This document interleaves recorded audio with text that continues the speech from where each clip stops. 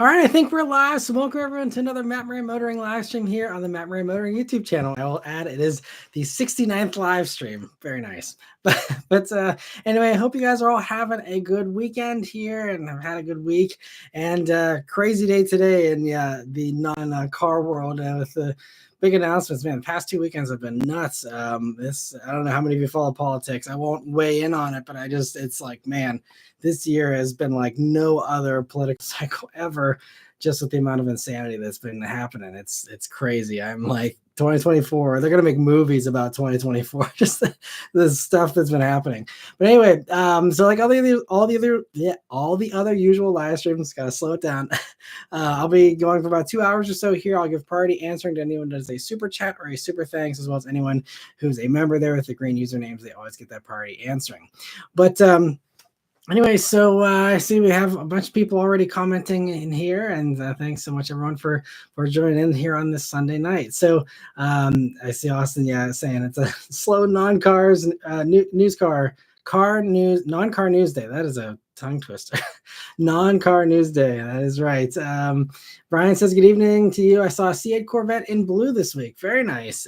Yeah, I was like this week trying to be like, I'm going to remember the cool cars I saw, but then I didn't actually really see anything that cool. So I did see a silver 458 with a straight piped exhaust that was super loud just today with a black roof. Really nice looking though. And a Ferrari California today. I've been seeing more and more Ferraris around here. Not sure why, but not complaining. So that was cool.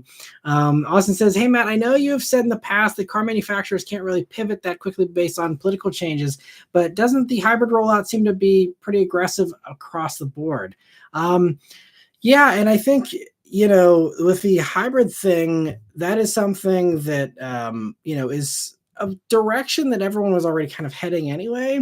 So I don't think that hybrid stuff is really a pivot. Now with Genesis in particular this week, that is a pivot because it seemed like they were going to skip over that. That was their original plan, just go straight to EVs.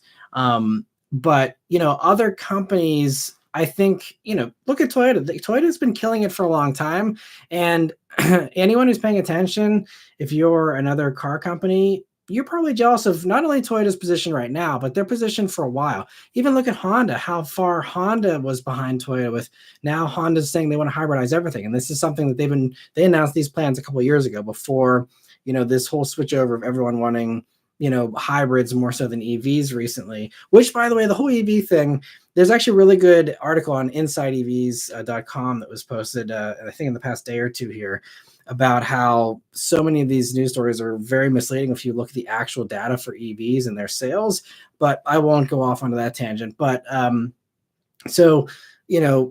Toyota's been killing it for a while. Honda, a year or two ago was like, we're going to have 50% of our range, I believe they said, or 50% of sales electrified and hybridized. And this is why they're forcing, if you want a high-end Accord, you got to go for a hybrid. You want a high-end CRV, you got to go hybrid. They were pushing that. I mean, this is something that's been, again, a couple of years in the making. So, I think that the hybrid thing for a lot of companies was already, that plan hasn't changed. That is just the way they were going. They all along knew that some people were going to need baby steps into the electrification stuff and weren't going to be able to dive in head first into the EVs, either because of their living situation or the variety of other reasons why, they're not into the EVs. And so, I think that the hybrid thing is not super surprising. I think we've seen some pivots though, like GM has said that, now they're going to bring in some plug-in hybrids from other markets because they're seeing the plug-in hybrids might be more of a necessary stopgap than previously thought. A lot of companies thought that plug-in hybrids were kind of the worst of both worlds, even though I think they're the best of both worlds.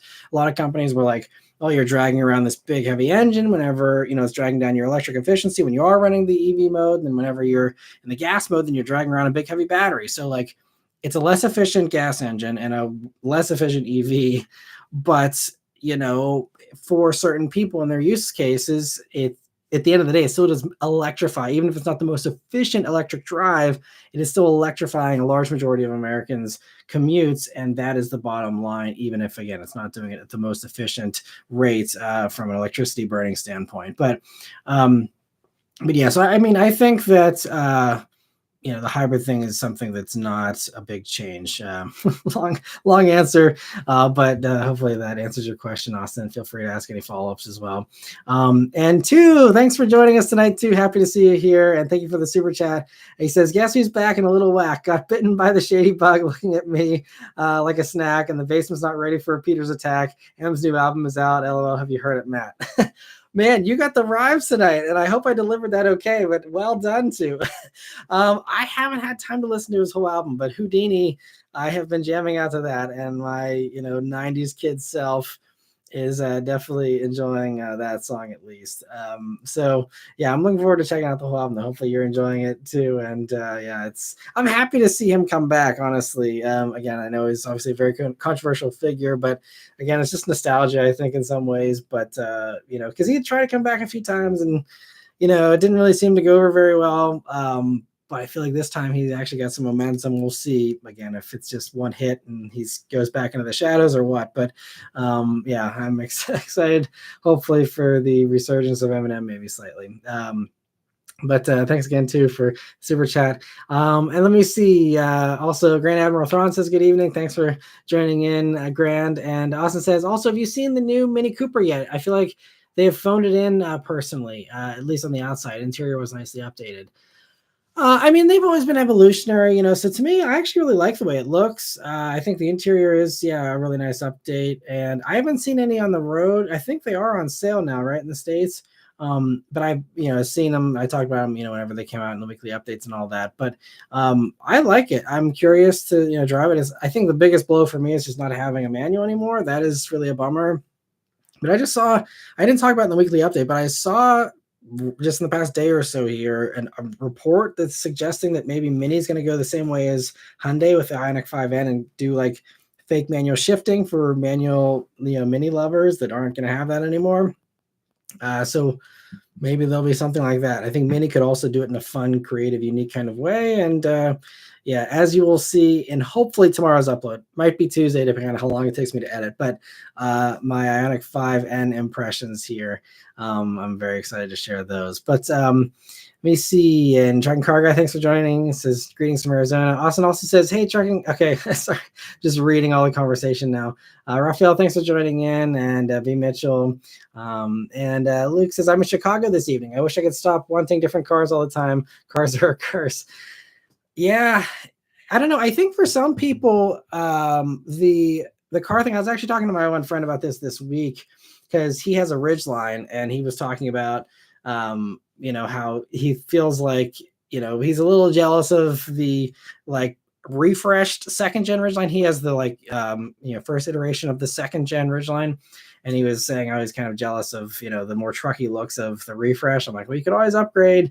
But he was saying how, he doesn't want to get rid of it because his has gone across the country. It's gone from the East Coast to the West Coast and then back from the West Coast to the East Coast. So he's got this real bond with it because he's, moved across the country twice in it. It's, he's had it for several years now and just has this connection to it. And so I think, what I kind of, and this was something that I think I have realized and come to realize over the past few cars that I've owned. And that is that like, you have to have the most amount of experience as possible. You have to create memories. And I think if you create those memories and you do memorable things with your car, that's what creates the really strong bond. I think that's why my bond with the Bullet was so strong, because I did these incredible things, especially in that first year with it. I mean, after that, I didn't do very much that was noteworthy, honestly, sadly. But that first year, I went to Woodward Dream Cruise in it. I drove it to the Indy 500. It was parked in front of the museum on the infield during the Indy 500. While I was cruising with Chris Fix, Engineering Explained, Eric the Car Guy, Humble Mechanic, just very awesome places that car has been. And, whenever you experience those things, I mean, this is maybe weird to say, but it's the same kind of thing whenever you, experience things with, your significant other or things like that, where I think those bonds get closer the more that you go through stuff, whether it's good stuff, bad stuff, whatever. Just going through things together builds bonds. And so I think that's the way to build a lasting bond with a car, is to do those types of things. And I mean, there's a lot of people that still swap cars every year, every 2 years or whatever, that still go on incredible drives, incredible adventures in their cars and still just want to try something new. And it's just different personalities. Yeah, there's nothing wrong with that, but I understand how it could definitely be a financial drain, and so for that you have my sympathy, Luke. But it's I guess part of the slippery slope of cars for some people. And B. Mitchell says, at least the weather is nice up here in North Dakota there. I'm glad to hear that it's relatively calm after all the crazy storms here recently. Austin says, cars are also a money pit. Yeah, that's definitely the case. And Vishal says, hey, Matt, are standalone Genesis dealers coming up in your area? The Hyundai dealer in my area recently moved to a different location down the street while Genesis took over the existing building. I think a little further away from me, one of the other Pittsburgh suburbs, I think has a standalone Genesis dealer, if I remember correctly. I don't, I haven't seen any around here. They're still kind of bundled with Hyundai, unfortunately. Um, but I know that was like Genesis was pushing hard for like separate dealers for a while, and I guess so much pushback happened that they kind of went weak on that push. But I think that's still the plan, is to go in that direction. So we will see. I guess now they're definitely going to make dealers happier if Genesis is pushing back on the EV thing a little bit now. Then that's going to be music to the dealers' ears, because the last thing dealers want to do is sell EVs. So now maybe they've earned some brownie points with their dealers, and maybe their dealers will now cough up the money, knowing they're going to be able to sell a bunch of hybrids and stuff and less EVs. But at least temporarily, I don't think it's going to last long. But let me see. Luke says, maybe I need to go in the basement for a while and forget about cars. Yeah, someone's got to keep two company down there. So I'm sure he'd welcome visitors. B. Mitchell says, looked at an online auction on Thursday in Westby and Dragoman, Montana, of about 500 dead cars, plus one pretty decent 69 Plymouth Sport Satellite. Very nice. That's awesome. Yeah, I'm curious. I mean, with the dead cars, I'm guessing that's just someone who had way too many parts cars. But I'm still biding my time to be like one of the few people my age that actually is interested in some of these old classics, like the 40s and 50s stuff. I think the 60s stuff will always have appeal, even for like my younger generation of millennials, and even I think the even younger generations. I think there could still be some appeal, but I think the 40s and 50s stuff, there's got to be very little interest. So I'm hoping that someday I'll be the one, maybe not 500 cars, but have a bunch of land or a warehouse someday somewhere where I can just gobble up all the 1940s and 1950s cars that no one else knows how to drive, because no one knows how to drive three on the tree anymore. And all these odd things. I'm hoping I can pick up for next to nothing someday, whenever no one appreciates them but me and maybe three or four other people in the world. And Austin says, Matt, are you going to buy one of those 14 grand Oceans? Definitely not. Especially with some of the other phenomenal EV deals out there right now. If I were to pick up a car and it was going to be an EV, would definitely not be a Fisker Ocean. I would 14 grand. I mean, yes, it was probably going to get you around. It's relatively reliably, but with how they've been locking people in cars and just being complete glitchy basket cases, I'd be terrified to go anywhere in it. So I think if 14 grand's better off on a piece of art or something else that you can't drive as well, because to me it's like basically undrivable. I'm sure not all of them are that bad, but I feel like sooner or later, especially, I mean, sounds like this new leasing company that's buying all these Oceans is going to like support them, but how well are they going to support them? How long are they going to support them? It's still, I don't think they're even worth 14 grand, honestly. I mean, some people in the weekly update said it's tempting. And, again, everyone has different risk tolerances, as most of you probably have gathered. I don't have a very high risk tolerance. So for me, zero interest in that. They could show up in my driveway and say, give us $1 and you can have this. Maybe I'd part it out for $1, but even that, I don't even have time to part out a car. But like it's basically that kind of a interest level for me of like non-existent. So yeah, I'm curious to see actually how that goes for that company, or what ends up happening with that. If nothing else, someone who needs like a good giant tax write-off, some millionaire or something that needs to show some loss or something to get away from a higher tax bracket or something, great opportunity there. Dump all that money into those Fisker Oceans and and light them on fire and call it a day. Don't actually light them on fire, because then you can't put out the battery fires very well. But scrap them somewhere, add it to the 500 car pile over there in Montana, and forget about them. Let me see. So, see everyone else joining in here as well. Thanks for joining, Kevin and Ace and Cam Jam, who's back from vacation. Hope you had a good vacation, Cam. And Jazz says, Matt, thank you for shaving for the live stream. Is BMW sending you cars? I saw the review. Yeah, so this is basically the shaving has gotten down to my daughter just finally being like, you're prickly, daddy, you need to shave. So I should be shaved basically every weekend now. Hopefully I do it once a week and that's it. As far as the BMWs, yes, they sent me the X5M competition as like one. It's, I don't know, they have a policy of typically not allowing more than 500 miles on a loan, and to get to me and back is basically 500 miles already. So that was always BMW's reasoning. In the past, they have also sent other vehicles to Pittsburgh for other journalists. So I'm not sure how much that holds, but yeah, they sent me one. They didn't really say why they decided to send me one, or what the deal was with that. I mean, maybe they were hoping that if it got enough views that maybe they could justify sending me cars on a regular basis, and that X5M video has not gotten very many views. So based on the reception to that, I'm probably better off not reviewing BMWs, because that's an epic, amazing vehicle. Super fun. I had great reactions. I had a blast in that thing. No one seemed to really watch that. So maybe it's for the best that I don't get BMWs. And if BMW actually pays attention to view counts, I won't be getting any more BMWs after that view count, I don't think. So it is what it is, worth a shot. I think it's one of the coolest ones in the lineup currently that I also could be pretty positive about and not break them over the coals for the styling, because I think that one actually genuinely looks good. It's very impressive, and I don't really have much bad to say about it. So, but like I said, the views are probably the most important thing, and didn't get there, so I wouldn't expect any more BMWs there. Grand Admiral says, good evening, Matt. Hello from South Central Montana. It's awesome to see so many of you up there in those northern states. It's so cool. I love Montana. I was up there with Honda for the refresh pilot for the last generation. And I think we were in Bozeman, if I remember correctly. And we went through the, what's the national park up there? I can't remember the name off the top of my head, but drove through there. Beautiful, amazing. We were in there in winter as well. So I mean, all the snow and everything, just so amazing. I'd love to go back there sometime soon.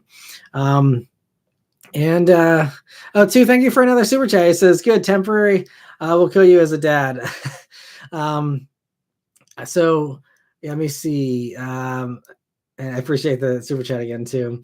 And then let me see. Where was I? So Luke said he saw a Fisker in Chicago this week. Poor guy. Yeah, I have sympathy for anyone that got sucked into that. I'm not sure why they got talked into it, but yeah, it's sad.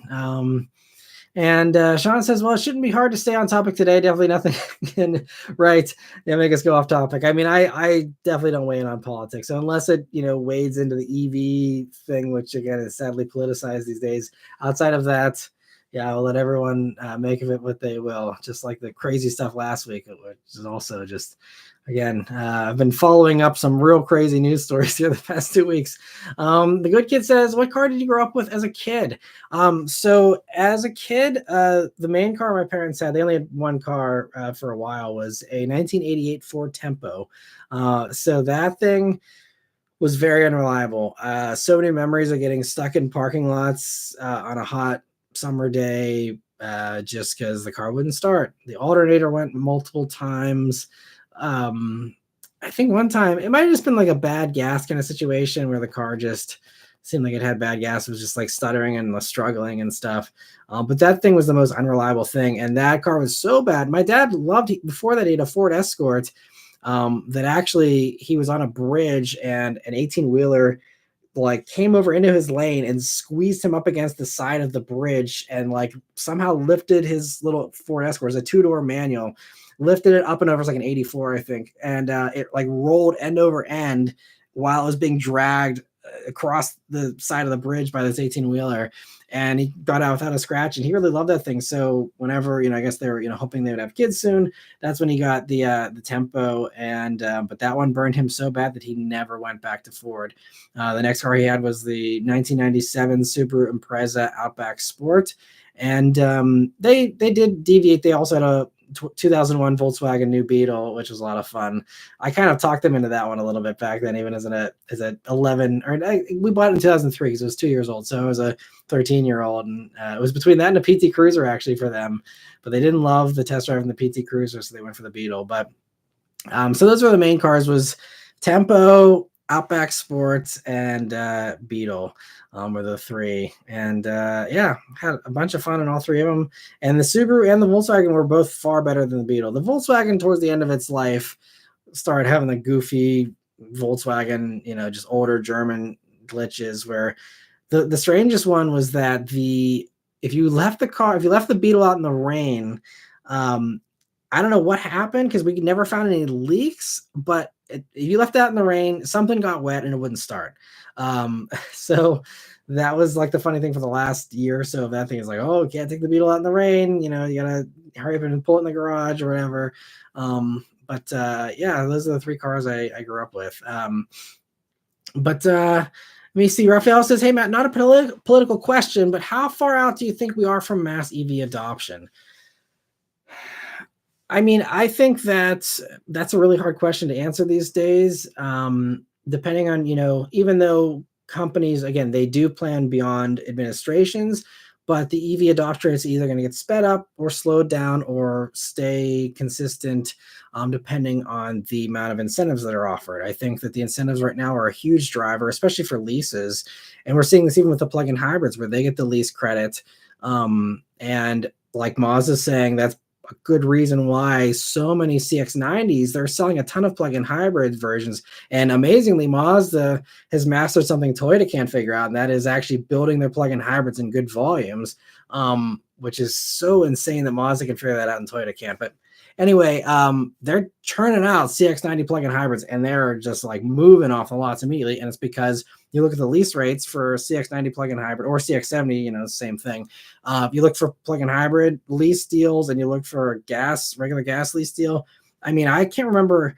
I'm going to be discussing this because I just recently had CX-70 both for gas and plug-in hybrid, and those, I just have such a long backlog. I haven't posted those yet, but I believe it's like $120 difference per month on the lease, cheaper for the plug-in hybrid, which has same torque as the regular gas one, just a little less horsepower. If you can charge at home, it's a no-brainer.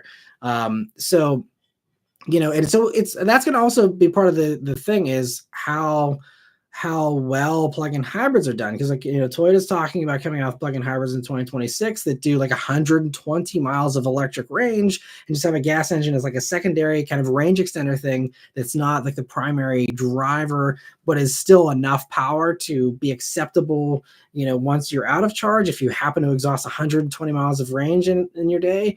But so if you have really good stuff like that, I mean, there might be a lot of people that are like, you know what, like I'm never going to be comfortable having 100% electric until we get to some day where every gas station is replaced with an EV charging station or something. And in that case, maybe they'd be going for it. But really good plug-in hybrids might also stall EV adoption. And that's not necessarily a bad thing, because again, everyone's still driving around electrically, still getting those emissions down and all that. And so to me, that is, a totally fine, as long as that's, the goal and that's what's happening, then whether we get there with plug-in hybrids or EVs, I don't care.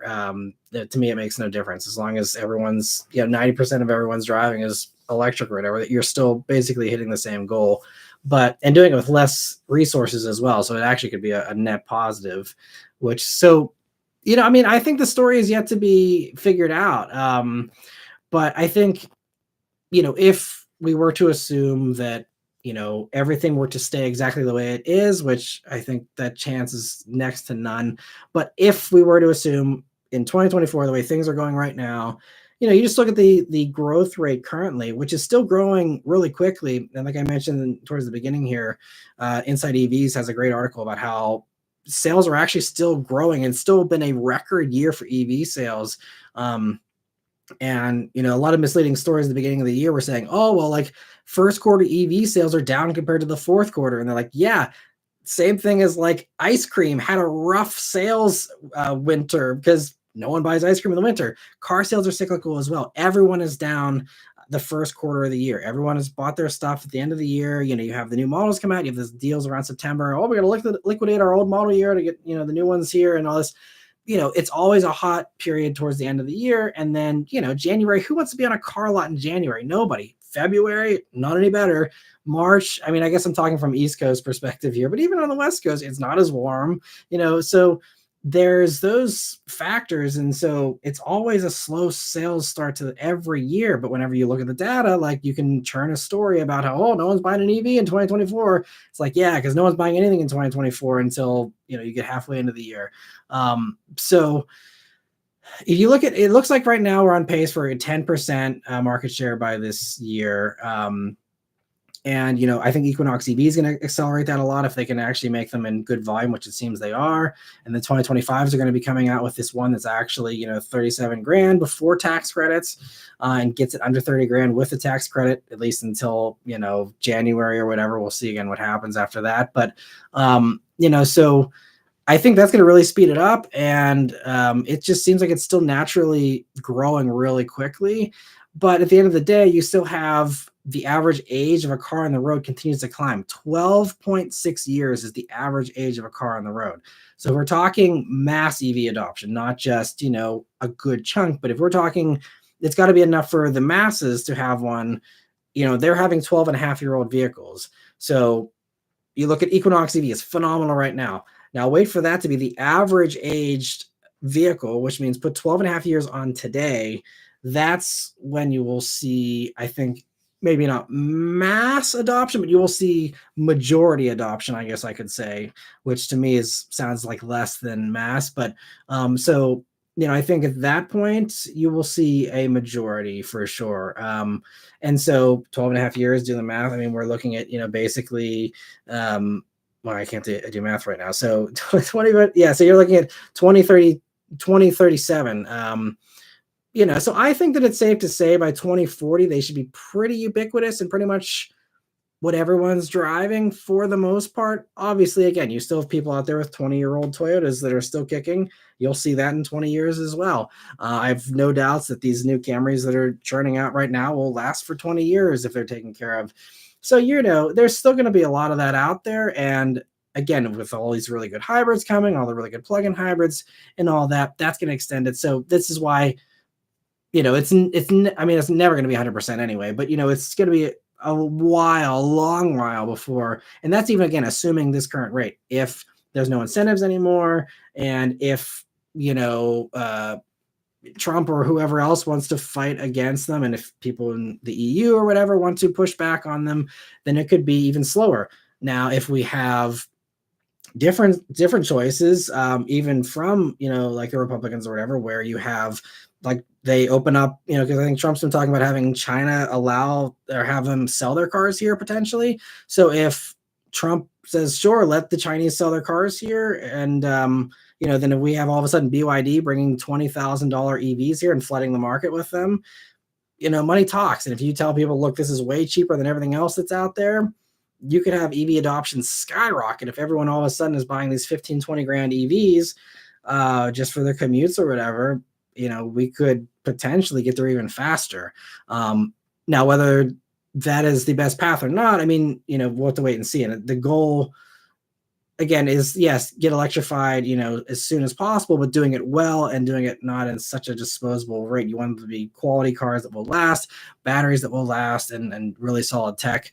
So we'll see, the Chinese are making some really impressive electric cars. So, and not only could it just be the price point, but if they're also really well done, really impressive, and really can win people over, and they are given a level playing field here, going forward next year and beyond, then that could accelerate even more, which is kind of ironic considering what the right has said and how much they hate EVs, generally speaking. We'll just have to see how that plays out. But sorry, I got into politics a little bit there, but it's just a politicized thing. So that's, again, it's such a hard thing to gauge. But that's all of my word vomit of where I think we will be. But I would say Cliff Notes is probably something around 2040 is when I think you can see a large majority probably being electrified. Anyway, sorry too, I've been missing your super chats here. So Versi says, is the new taco back seat smaller? Swear my small self didn't get any taller. It was easier to get smacked by my mother. Man can't stop rhyming. Oh, brother. Man, sounds like you might be like one of the ghostwriters for Eminem or something here with these lyrics. I don't think that Tacoma backseat did get smaller. I would have to look at the specs. And if someone else is bored listening to me ramble here, you can go on Toyota's press site, toyotanewsroom.com or whatever, and pull up the spec sheets for old Tacoma and new Tacoma, because I obviously can't do that while I'm talking here. But I think it's about the same. I don't think it's any smaller, at least not by any significant amount. But if you fit worse, then I don't know. I mean, maybe you got a little extra pep in your step too. You're wearing some of those shoes with the spacers that are coming back. What are they? The platforms or whatever. I don't know. But yeah, I don't think it did get smaller. But I really think that is a strange exclusion for any midsize truck. On a serious note, they all have like tiny back seats. Like none of them are actually a good back seat. Like they're manageable and whatever. But like, especially considering how close they are in price to the full size trucks now. Again, it's easier to park and stuff, but there just seems like there's less and less incentive to go for a mid-sized truck if you're in a truck buying mindset right now. Spend a few grand more for a full size one, and then it's like this massive chasm of you have like, either your knees are like basically in the seat back in a midsize, or you're in a full size where you have enough rear legroom to install a hot tub. Like it's like these two extremes, and it's just like, where's the middle ground? Like I can't believe that none of these midsize truck companies were like, hey, let's do what no one else has done, and like maybe give them an extra like 4 inches of legroom or something. Mind blowing. And then I think it would like make anyone who's actually caring about rear seat space in a midsize truck, it'd be like game over. It's just like, okay, well, this is the one that actually has space. None of the others do. End of story.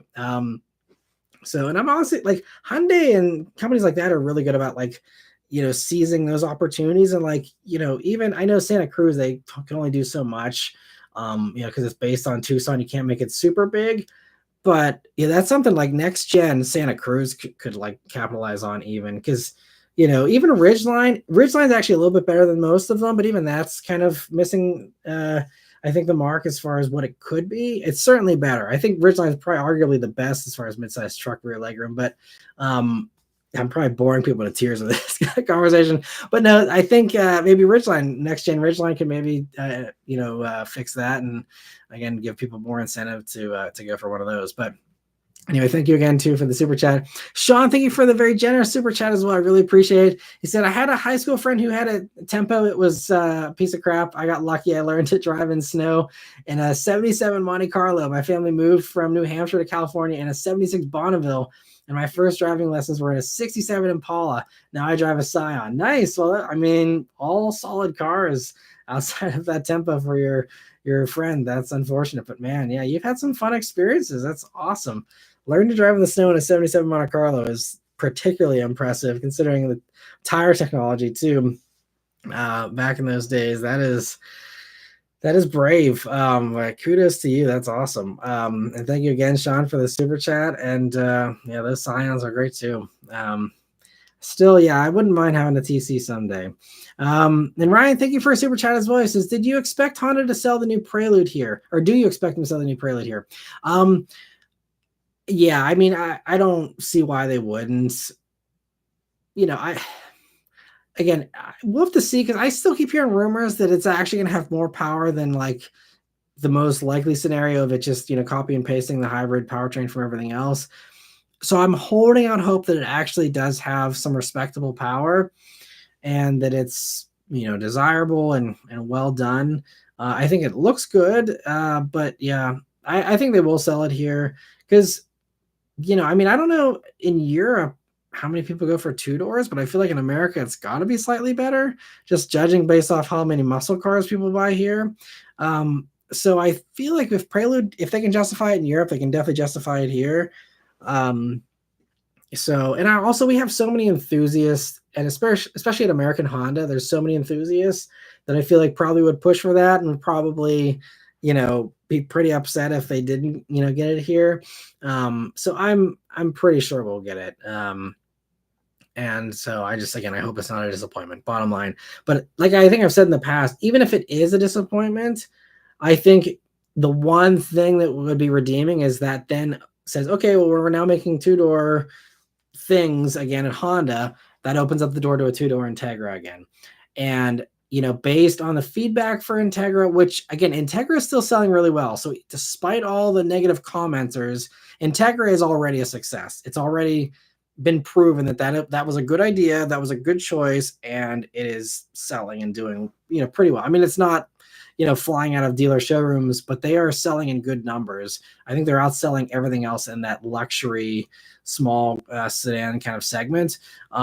So if they do want to kind of get some brownie points back though with the Acura community that was sad that it wasn't a two-door or just something faster, even though now we have the Type S anyway, so I don't think anyone's that upset, hopefully. But imagine Type S Integra and then you make it a two-door based on the Prelude, even Prelude Type R. If they just again copy and paste, phone it in, I don't care, but just phone it in with the good stuff.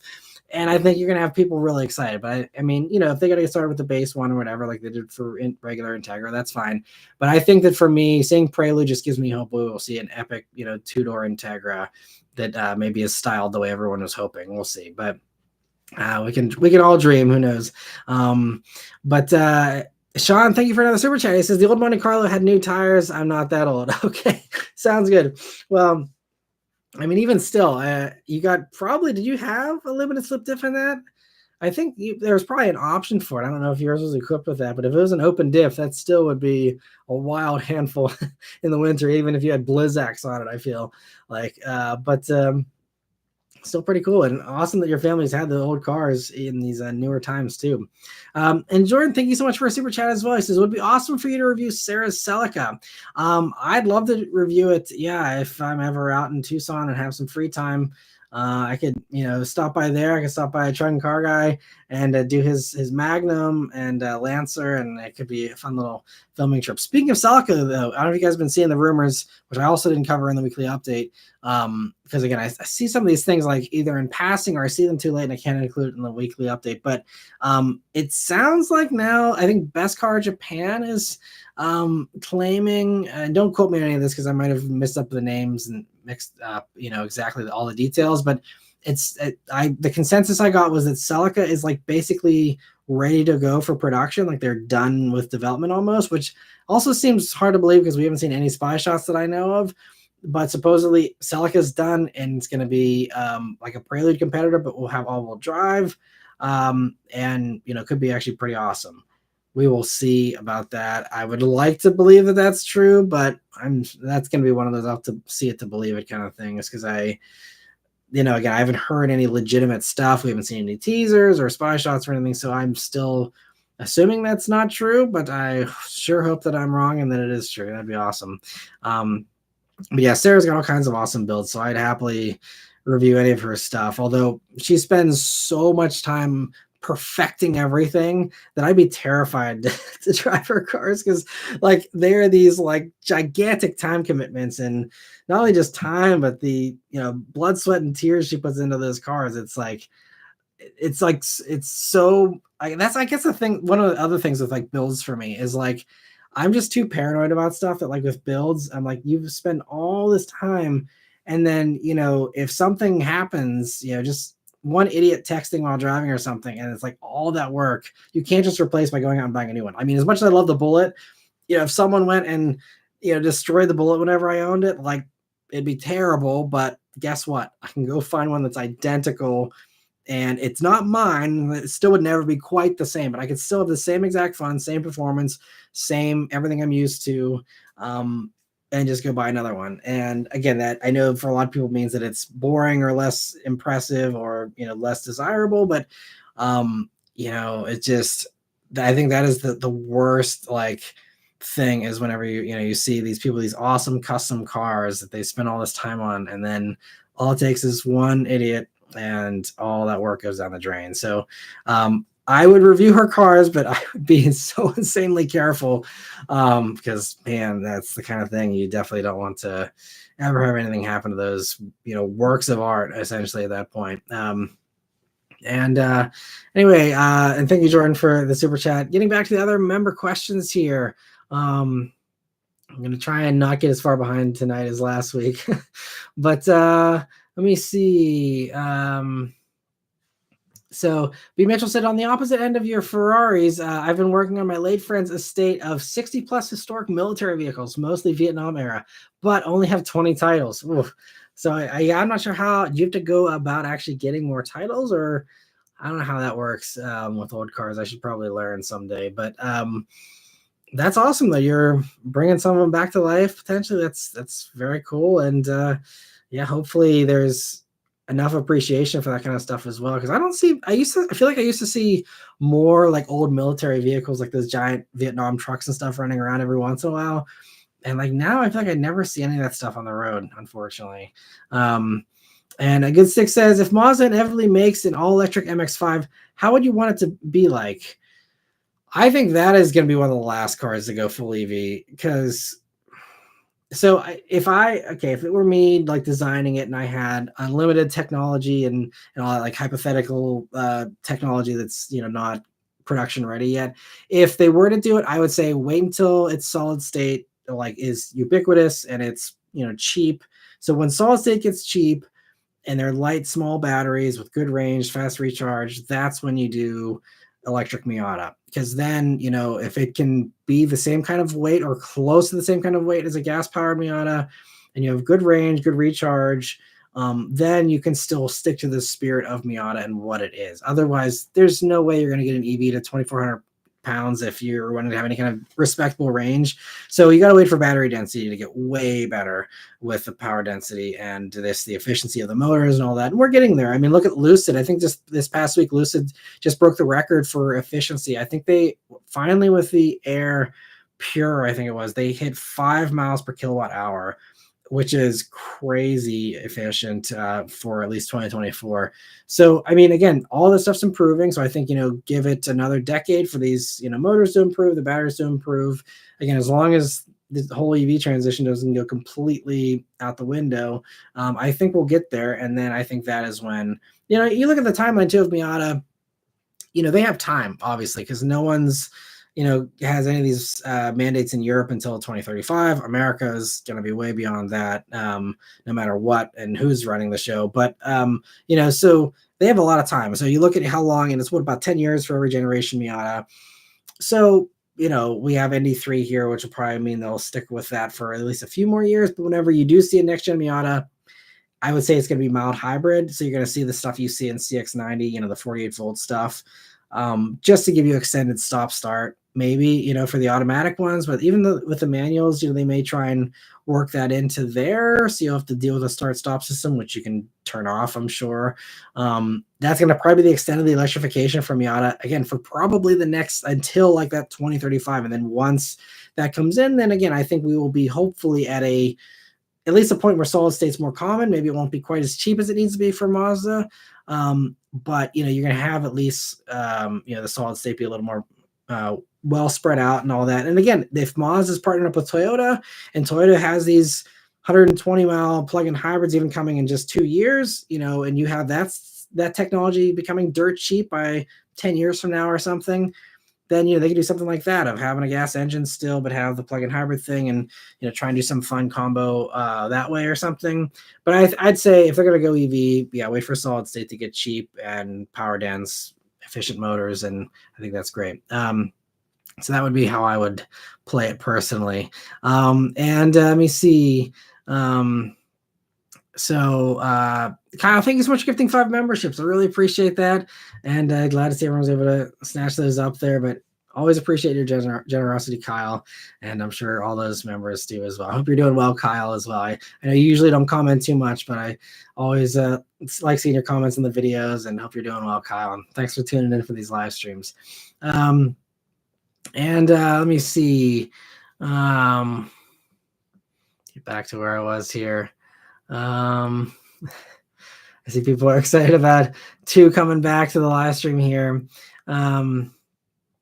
And I always lose my place so terribly. All right. So Dylan says, going back to the 86 versus EcoBoost from a few weeks back, would it seem that a 2.0 Super would be the middle ground between the two? Can't remember if you talked about that. I didn't discuss that in the video, but that is a good point. Super 2.0 could be a good middle ground. From a performance standpoint, yeah, I'd say that kind of bridges the gap between the two of them pretty perfectly, honestly. The problem is the super pricing and 2.0 super pricing, where it's so expensive that you can actually get a pretty nice EcoBoost at that price point. And so without that pricing advantage, that's kind of where Super 2.0 doesn't make any sense when you're comparing those two. If you're in between those two, unless you really don't like the EcoBoost, if you're looking for an alternative to EcoBoost Mustang, yes, Super 2.0. Again, if you're comfortable spending 40 grand plus for, a Turbo 4, then I'd say that, yeah, that could be a nice alternative. But I think, this is kind of the problem, I think, with Super 2.0 is, you compare it to 86. I liked Super 2.0. I loved it in the video that I did of it, when I had it for a week a couple of years ago. And I was also hoping they'd maybe depreciate and become a bargain on the used market at least, and that's not even happening. It doesn't seem like, which is interesting. They're really holding their value pretty well. But regardless, there's just no world where I think a Super 2.0 is 10 grand more fun than an 86. It's just not. It's more fun, yes, but to me, not 10 grand more fun. And also the fact that, you can't get the manual in the 2.0 Supra, and it's heavier and stuff too. So I still feel like, to me, 86 kind of just knocks everything out of the park pretty well, and for the price point especially, I think that's why, yeah, 86 is still the answer in my mind. EcoBoost, yeah, is still a lot of fun, and like I said in the video, I'm not going to rehash the whole video, but they have their pros and cons. But I think Supra is just, yeah, it's too close to the 86, but too expensive, for its own good, I think, sadly. And James says, do you think first model year Mach-E GTs are a good deal in the used market? Have you been tracking any prices? I've seen them around 40 in my area. I'm surprised they're that high, honestly, because I think I've been seeing some in the 30s, if I remember correctly. I could be wrong. It's been a while since I've checked those out, but yeah, I mean, so if you watch my Mach-E GT review, even if it's cheaper, I still don't love the way they set it up. If you want an electric Focus RS, Mach-E GT is good, because it's front wheel drive biased for those, before these new 2024s. It's front biased. It just felt the exact opposite of a Mustang, and it drove me crazy. Because it's like, I shouldn't be feeling torque steer in something with a Mustang badge on it. And even our Mach-E Premium doesn't have that feeling. But then the GT, they added the powerful motor to the front. Like, why would you do that for? It just makes no sense. We're gonna call it a Mustang. Yeah, I don't know, but I mean, given Jim Farley's comments recently, I mean, it kind of makes sense why nothing they've been doing makes a whole lot of sense recently, based on the bizarre things he's been saying. But getting back to the heart of your question, though, is a good deal on the used market. I mean, so it comes down to, if you're okay with that premise of how they set it up, then just the one thing to know about those, early Mach-E GTs or anything before 2024 is that, they have those jail bars that they call it on the power meter, where you can't do too many accelerations because it can quickly overheat the motors, and the battery kind of overwhelms the whole thing, and that just immediately throttles you back. So if you are just wanting something that's punchy and you can just, stab the gas every once in a while and be like, woo, that's quick, and be done, and you're not actually going to push it or, do any kind of extended spirited driving or anything, then it's probably fine. I mean, the GTs are still, it's fast for sure. And I think, if it's around 40 grand or something, then that, could be a good deal. But I think if I were wanting something, if I wanted a fast used EV, I think what I would pick right now is the Kia EV6 GT. Those things, I think they're like, first off, you can get a new one for 45,000. And that's a vehicle that is stickering for like 63 to 64. It's basically 20 grand off. And it's not just like one or two like scammy dealers that are trying to like get people in the door. Like, all the dealers basically are like, yep, 20 grand off. Like, no questions asked. Just like, you come in, you get it for 45 grand. And then, so that means used ones like EV6 GTs. I think I saw some used ones. We're talking about a car that has almost 600 horsepower, like a 3.5 second 0 to 60 thing, like 35 grand. That's like a year or two old. I think they came out 2023, right? Was the model year. So yeah, we're literally talking a 1-year-old car that's $35,000. that does a 3.5 seconds 0 to 60 and has almost 600 horsepower. Like, no matter what your thoughts are on EVs, if your goal is going fast in a straight line, and also, I mean, they handled well. I reviewed it last year. But if your goal is to just the best bang for your buck performance and you are not caring what's powering it, EV6 GT is, I'd probably argue, one of the best performance bargains right now in the used market. Like, no questions asked. It's just like the insane amount of performance for the money is just wild. Now, I mean, range is low. It's like, what, 205 miles of range, but you have 18-minute recharges from 10% to 8% in that. So even that, as long as you don't mind stopping a little more frequently than everybody else that has an EV, that's the play. So, as much as I like our Mach-E, if my goal was something fast like that, I would go for EV6 GT personally. But if for whatever reason you're into that, I mean, I think any used EV right now is a phenomenal bargain, because they're all like at this point where everyone is down on them. Not everyone, again, but like a lot of people are down on them. You have all this negative press about the sales of them and all this stuff. And I mean, there are more incentives than ever, because again, they're trying to get those people off the sidelines to come in and get them, but they are buying them. But so it's just, I think, a really good time. I mean, our Mach-E is like worth like 30 grand now. It's a really nice car for 30 grand. If you're coming in, and you have someone else take that depreciation hit, I think they're really solid buys. All these batteries last, well into the 6-digit, mileage ranges and all that, and should be totally fine. So yeah, I think they're all pretty solid buys right now. And let me see. And Jordan, thank you for the super chat. I see the message got retracted, but let me know if you still have a question you'd like to ask.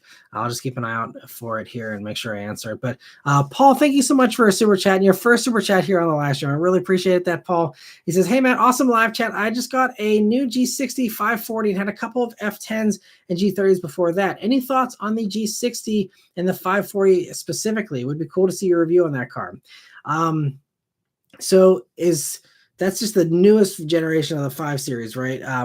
I haven't had a chance to drive any of those yet. And again, since BMW probably won't give me any more press cards after the one that they tried with the X5M, I don't know if I'll ever get a chance, at least not for a few years.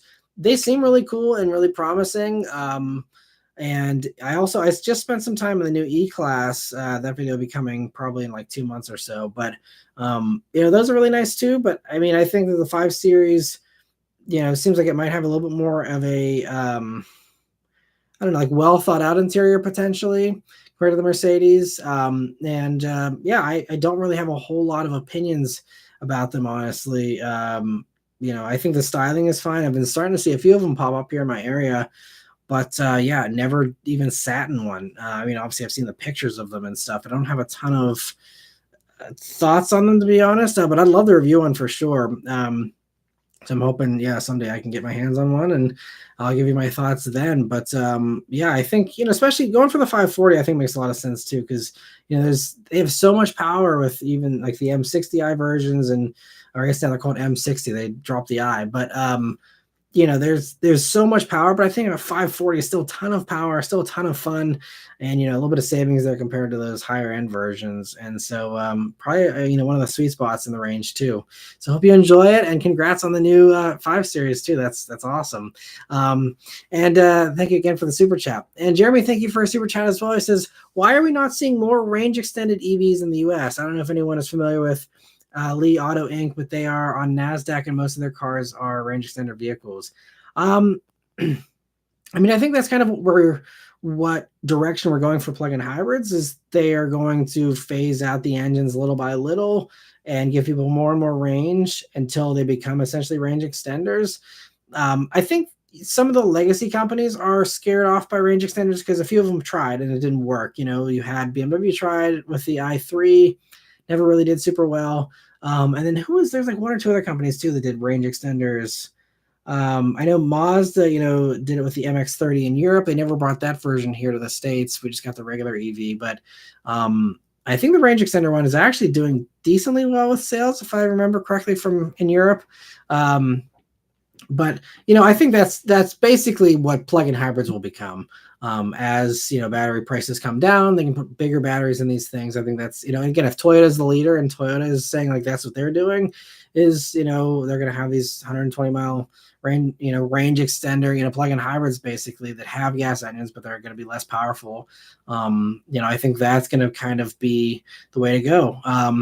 So and I think it makes a lot of sense.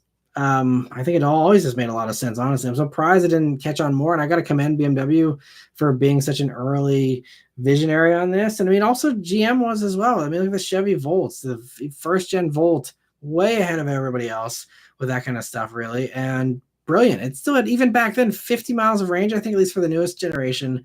50 miles of range, you can't even still get that out of a Prius Prime yet. So, I mean, GM also one of those things where they have moments of brilliance, but they're timed poorly, and it's like I feel like GM has a time machine or a crystal ball that like gives them phenomenal ideas from the future, but they don't know when from the future. So like, okay, well, we know plug-in hybrids are going to be really big some point in the future, and they are figuring this out in 2010 or whatever. Like, when? Well, it's a really good idea. It makes a ton of sense. Let's do it now. And it's like, oh no, you jumped the timeline a little too much there. You got to wait another 10 years, and then everyone will all of a sudden think plug-in hybrids are brilliant and want them and be all the rage. Even though they were just as good of a good idea. The Volt was amazing 10 years ago, but no one saw its brilliance. And now I'm sure Chevy's kicking themselves for getting rid of the Volt, because if they had still had it in production for whatever reason and pulled a 4Runner with it or something, they would have just been mopping the floor with, especially if they could build them in decent numbers. Everyone who's annoyed by how they can't get a plug-in hybrid Toyota can, go across the street to the Chevy dealer and scoop one up. That'd be, pretty good for GM. But I mean, GM's excited about their EVs. I'm excited about them as well, and I think that'll do great for them as well. But yeah, I think range extender is definitely the future, until people get more comfortable, until the charging infrastructure gets better and all that. And let me see here. Other member questions. Austin wants to go back to the basement. Mike says, Matt, I know you don't want to get political, but today maybe excuses can be made. Don't you think it's surprising that pro EV Elon donates to anti EV Trump? It's a head scratcher for me. I'm debating how I want to answer this question. I will preface this by saying that I think Tesla has some really good stuff. I think they've done a lot of good things for the EV movement. And I think that, I looked up to Elon until, the past couple of years.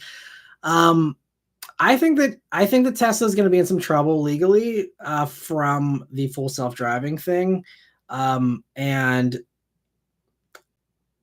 something that I've kind of seen, and I don't think this is a crazy idea, is that Elon knows that maybe legal stuff is catching up to him. And if you can cozy up with the person that can pardon you from all of your legal troubles for whatever reason, I mean, there's maybe some incentive there. But you're right. And my sister even just said this the other day because she was getting tailgated by a Cybertruck, which is a terrifying combination, by the way. You have this, 7,500-pound giant, what do you even want to call it? A doorstop that's, was up her bumper. And they said they were swerving all over the place too, and like being crazy. And I'm like, well, they're probably swerving all over the place because their steer-by-wire is so delayed. But she was, saying it's like terrifying, this crazy person in a Cybertruck. And she's like, she just also couldn't wrap her head around, like, how is anyone buying a new Tesla? Like, it's such a weird niche of people that still, either can separate Elon or want to support Elon with the way he's been talking and acting and don't mind that, but also want an EV. And I feel like that Venn diagram is like almost non-existent. Like he's yeah, I don't know. I sometimes I think he's just trolling, and he's actually trying to get EV haters to like them or to like EVs or something by like being on their side, and maybe he really still just wants everyone to go EV, and that's his bizarre way of doing it is like catfishing everyone into them or something. I have no clue, but it's really strange. And I mean, we will see also if Trump does get elected, what he ends up actually doing. Everyone has different opinions about how much of the stuff that he says he actually means, how much of it is BS that's just to, either just get votes or to seem stronger or whatever the case might be. So again, I'm hoping I'm saying this in a pretty neutral manner, but it's strange. I think a lot of people are confused. And I think honestly, like this is why I want Tesla as a electric car company. I want to see them succeed because they've had some great ideas in the past. I think that their team is really brilliant and they do some really good things. They do some terrible things as well, like full self-driving and others, like Cybertruck and stuff. But I think there is some moments of greatness there. And I honestly just would love to see either someone else buy Tesla from Elon or him step away and focus on his other endeavors, or he can just go off and just do whatever he wants to do and then just let Tesla be and let them continue with their great team that doesn't have to be dragged down, doesn't have to, be having a target on their back because of whatever insane, thing Elon wants to rant off at 3 a.m. I mean, so yeah, but it doesn't seem like it makes any sense. It really seems like he's actually trying to tank Tesla, and their sales are terrible this year. Honestly, Tesla sales are part of why EV sales are down so bad this year, because Tesla is cratering with their sales, and it's, to me, no surprise. Again, you're pissing off the people that would be your customers, most likely. Again, speaking in generalities and stereotypes, but you're pissing off your target audience. And you're cozying up to people who are like, yeah, I like what he's saying, but I'm not going to buy an EV. And so that's a perfect formula to just make your company go to zero. And maybe that's what he wants too. I don't know. I have no clue. He got his giant pay package. So, it doesn't really matter. I don't think a whole lot to him at this point. Not like he needs any more money anyway, but so anyway, various tangents there, but hopefully that kind of answers your question as far as my thoughts on that. Yeah, but it's very, very interesting. But I'd say there's some legal angle there as far as why he's wanting to donate so much. Thanks for joining in, Kyle. I see he says hello here from however many minutes ago. We're an hour into this live stream now. I apologize. And Linda, thanks for making it as well. Rafi says, yay, I finally made one after so long. At least I'm able to keep up by watching what I missed. Great previous streams. Thanks for watching them after the fact as well. That's also great. And I'm glad that, YouTube enables people to do that so they can keep watching these if you can't make it, right now. But Zachary appreciates the episode number as well. Let me see. I see Austin's weighing in about Elon as well there.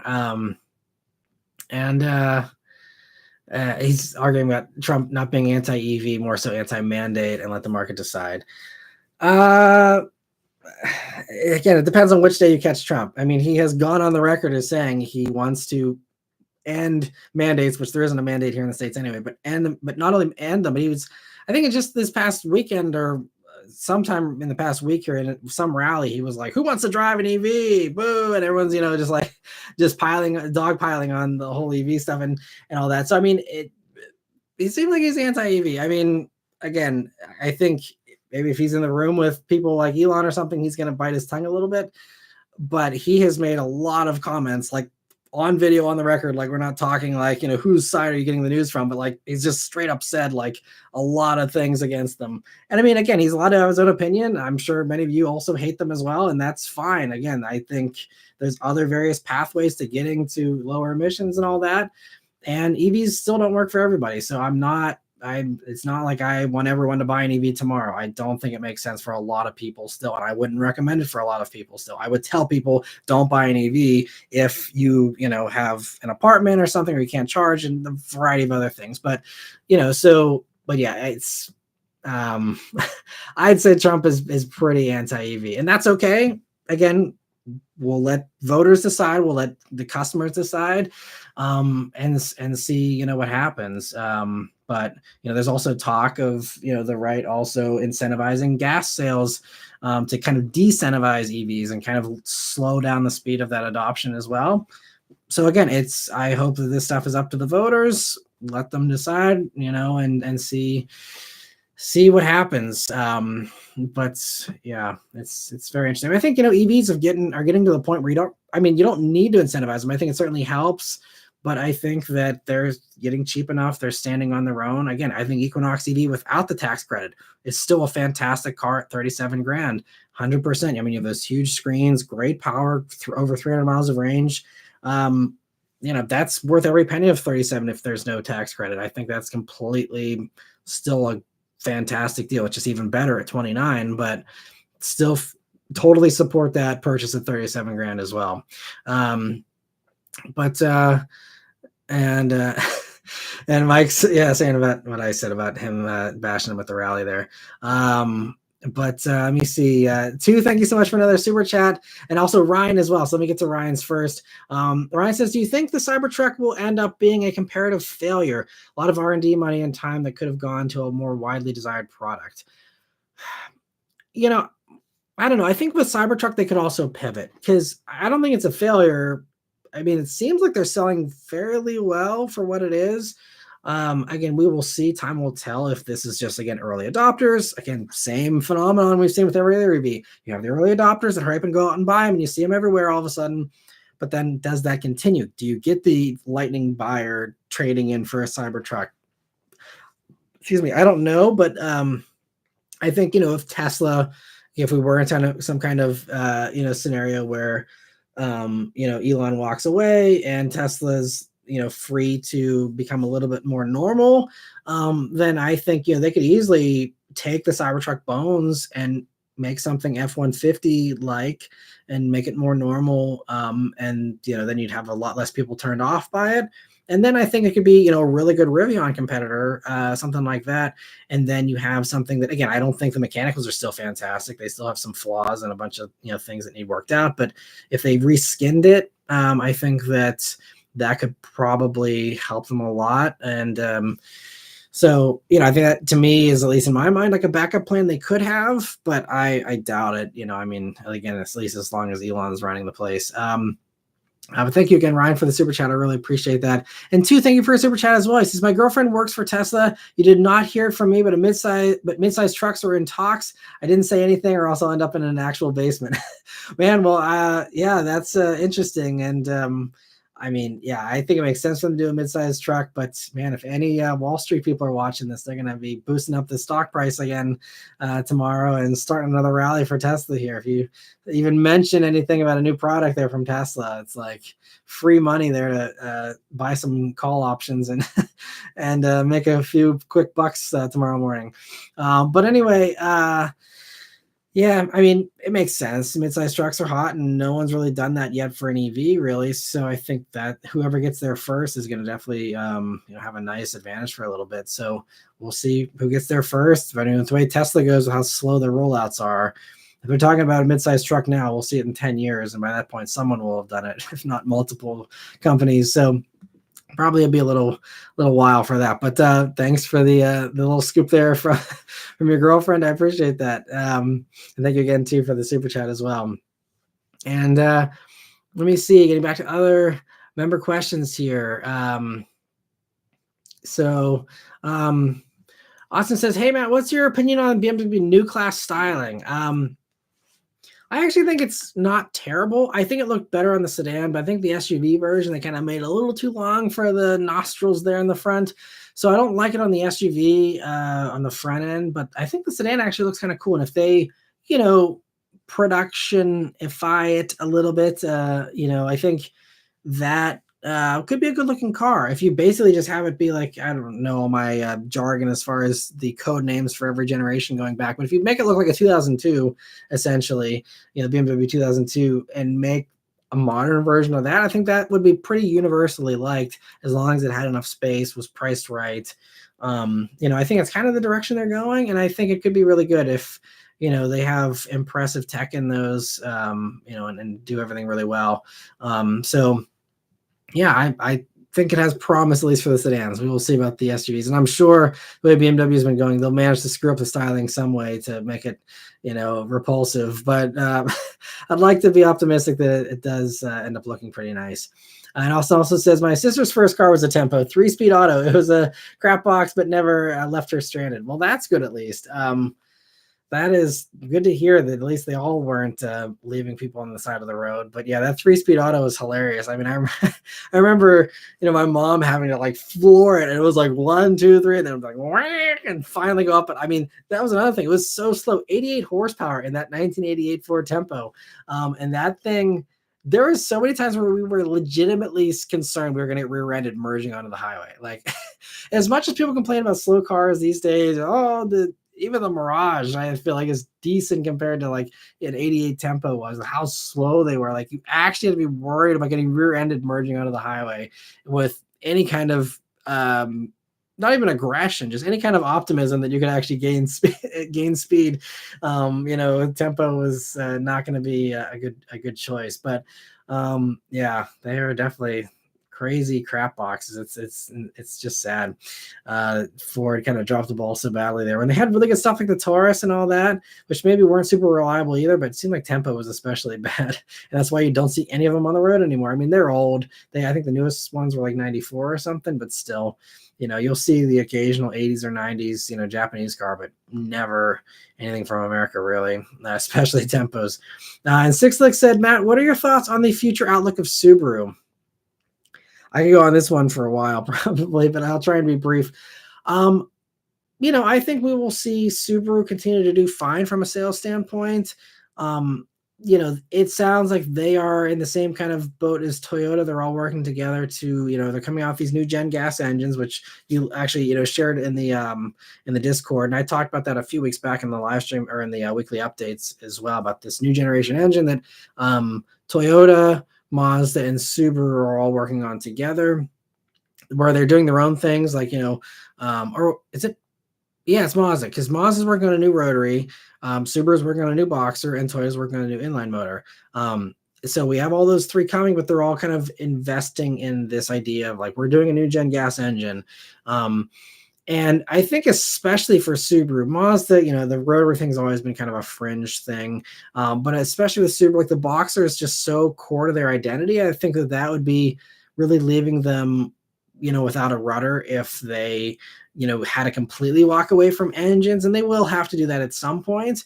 But I think that, they're going to probably try and delay that a little bit, which is kind of ironic since Subaru really has this green image that I don't think is very warranted. But they still, for some reason, have this mojo about them. Like they are, very environmentally friendly, even though they don't get very good fuel economy. They do donate a ton of money to the national park, so like they are doing a lot in that way, and they are also very sustainable with their production and stuff. But their cars themselves are just not, super great. But I think, they're going to have to finally get to a point. They can't ride 20 mpg gas cars forever before people are finally like, this actually isn't so great, Subaru. So I think, that's why we're seeing, they have more EVs coming. I think they're the same as Toyota with the rollout of 2026. They're going to do like, I think it's 6 EVs they'll have by then. I think 2028 is up to 8 EVs, if I remember correctly. So they're going to do a bunch of those, but I think you will see, these plug-in hybrids and things that are powered by these new gas engines, and potentially even some regular hybrids too for a while as well. But I think you're going to see just Subaru go electrified. And I think as far as the product lineup, it's going to be more of the same, because I mean, their sales are still doing really well. People still, open their wallets for Outbacks and Crosstreks and all that. So I think they're going to stick to their formula of just doing lifted hatchbacks and wagons. And, that's something that they can sell that no one else can pull off. And so I think Subaru is going to try and keep that, exclusivity of those markets to themselves. And, obviously everything else will evolve naturally. You will see Ascent, probably get bigger for the new generation here. Probably, I'm guessing either this year or next year is when we can expect the new Ascent. And, you'll see things like that. But, as far as the sports cars, I think, we heard STI is coming in 2028, but it's going to be an electric one. That was a few years back. We will see if that still ends up happening or if they change course there. And I think BRZ, it sounds like, again, if the rumors, which it's so hard to know what's what, but if the rumors are true, it sounds like Toyota is going to go it alone for a next gen 86, and Subaru will probably be left out in the cold with no BRZ replacement.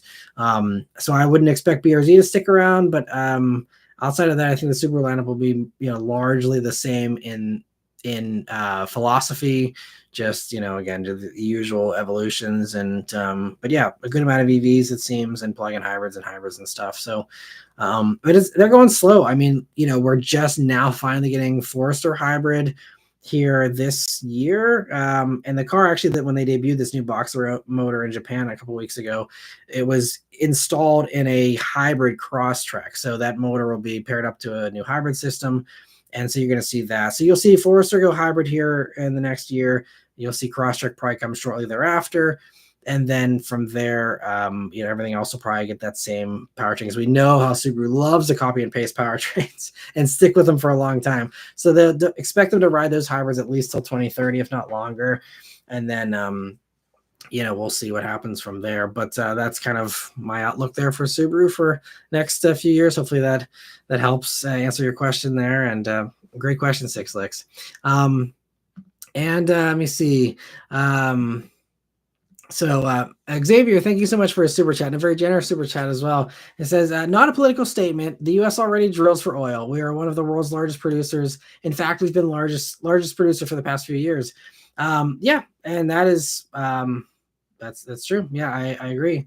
And I mean, I have nothing against oil or anything like that either. I mean, I work with Shell, and it's actually really cool. Not to go on a tangent, but I was actually, if you follow me on Instagram, I posted a reel about how I was in Italy with Shell and Ferrari back in April, actually, and got to drive a 296 GTB on track at Fiorano, which was amazing. And I'm hoping to do a longer video on that in the future on YouTube here potentially. But one of the cool things with that was I was actually hanging out with Shell executives for a few days there in Italy. We were all having dinner together, having drinks together, having a great time. I was actually sitting next to the chief engineer, like the chief technical engineer for Shell products. Was able to, she was super nice talking with her, during dinner there. And, one of the things I asked her was, what do you guys think about e-fuels? What do you think about, these alternative things? Is there anything that seems more promising than others to you? Like, and again, this is after, a glass of wine, just we're hanging out, we're having a good time. Like, she's like, we're looking into everything. She's like, that's one of the things that they're able to invest in everything and try everything and look down every avenue and see what the best solution is. But I think, to your point about, we're us drilling for oil. I mean, yeah, oil's not going anywhere. Again, like I said, average car on the road is 12 and a half years. Even if everyone goes and buys an Equinox EV today, to be 12 and a half years before they're the average age of the vehicle on the road, and people are buying them as 12 and a half year old used vehicles. So we're talking 2037 at the earliest, for any kind of large scale majority adoption. And in the meantime, the next 12 and a half years, people are going to be buying gas from somebody. So like, that's why I'm not like anti-gas companies or anything like that, because if Shell all of a sudden tomorrow decided not to sell gasoline, guess what? Everyone's going to go buy from everybody else. So like, there's no incentive for them, even if, they wanted to explore a new avenue or they wanted to switch to something else, hydrogen, e-fuels, whatever the case might be. Like, you can't just walk away from your core business. That's just, it just makes no sense, obviously. So, and like I said, with, you're still going to have the need for oil and gas with all these plug-in hybrids, which again will be driving mostly electrically, but you're still going to fill up every once in a while. There's still going to be that need. And that can be a great, thing for the economy, just for other markets that maybe don't want to switch over as quickly or can't switch over as quickly. And, it could be a great export for us as well, even if we're not using it as much ourselves.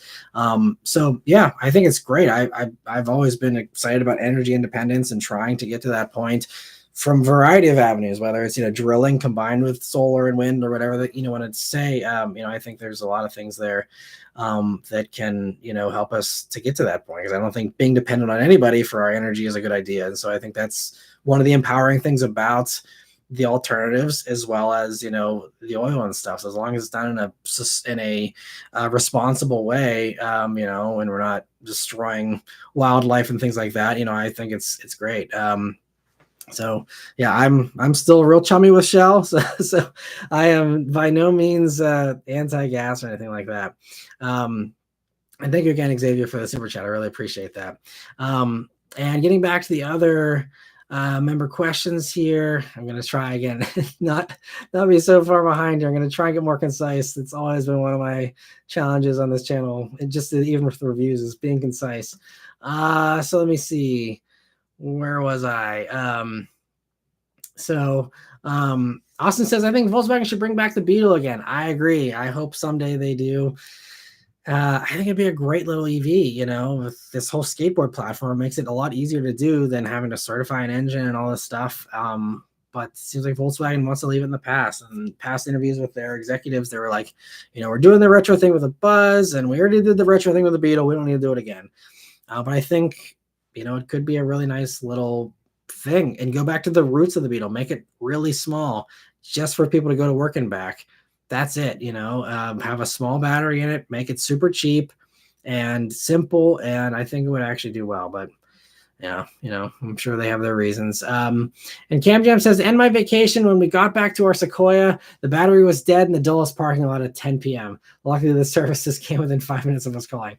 That sucks. It is always like, that's so rough. I know there was one time, I think it was last year, where I was like on a 6 a.m. flight. So I'm walking through the airport parking lot at 5 in the morning or whatever, and I see that there's a car that has their dome light on, and I don't know again how long they were planning on staying there, or if they were coming back or what. But I mean, there's no way to like figure out who it is or whatever. But it was just like literally just like, man, like they are going to come back and be miserable because that most likely is going to kill their battery. And yeah, I mean, it is great. All those airports have that like right there to give you a jump, which is really nice. But yeah, I guess that happens fairly fairly frequently. So that's a bummer, but hopefully it worked out okay for you, Cam Jam. But hopefully you still had a good vacation too. And Jordan Car Guy says, I could go on a tangent about cars I'd like to see come back. I own 2 of them.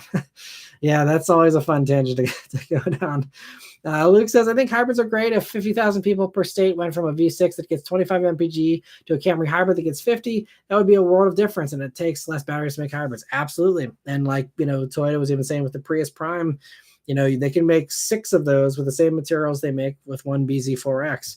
And again, especially with plugins, you got 40 miles of electric range, and that's again covering the average commute, so it's I think there's a lot of promise in doing the hybrid stuff, doing the plug-in hybrid for sure. And Good Six says Toyota launched hybrids very early, 2007 for the Camry and 2008 for the Highlander. Now it's commonplace. Yep, they were brilliant with being ahead of the time. And Kyle says, I'd like to see the Ford Taurus show come back. Me too. That would be cool if they did it well. I just love any sedan from Ford, honestly. And Austin said the same thing I see there about just like to see them make cars again. Dave says, I was handed down a Tempo from my parents. I can't believe there's all these Tempo stories. That's hilarious. The only common failure was a cracked exhaust manifold. I think I still have one new in box, but the car is long gone. Wow, well, that might be worth something then if that's a common failure point. I don't know if those go for any money on eBay, but that's cool. Yeah, I know at one point, multiple points, our Tempo was very loud. And I know my dad had put a muffler on it, at some point down the road, of course, but I don't remember. I think, the exhaust manifold might have gone on ours as well. I don't remember, but that sounds like that tracks for sure. I see Mike also weighing in. It says, to be fair, Trump said BYD in China can come, but they want them to be built by American workers, which is surprising. Not gonna lie, he's tired of cars being built in Mexico. To be honest, I agree with that. So we'll see. I mean, maybe that would happen, and maybe BYD would be okay with that. But I think they also would be a little nervous if, a Democrat does come back or something, or someone else who wants to change that down the road. It's a really risky thing to put up a factory like that. If you have someone else who wants to protect the other companies here, that are already building in the States. And also, BYD, if they build them in America, they're going to be a lot more expensive. There's a reason why they're so cheap. I mean, there's a variety of reasons why, BYD stuff is so cheap, but Chinese labor is one of them. So they would be more expensive. Maybe they could still undercut pretty well, or maybe, if BYD wants to get in the market badly enough, they would subsidize them anyway to keep the price point or something. I don't know.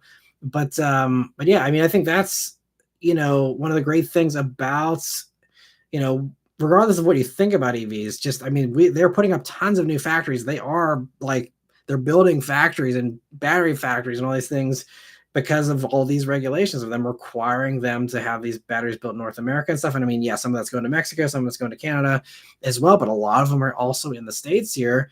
And, so it's adding jobs. I mean, I don't think there's any way you can debate that. I mean, maybe you can. Everything's debatable these days, but like it's improving that. So I mean, yeah, if they bring jobs here and that is a positive, then I mean, I've always been open to competition, and we'll just have to see how that would play out. But it's it's a very complex situation, obviously. But yeah, if they're built in America and they can still keep a competitive price point and be solid vehicles, then I mean, again, as long as you're comfortable with the other things that could bring with it, I think it's it might not be terrible, but again, we'll just have to wait and see if it's a big if that would actually play out that way.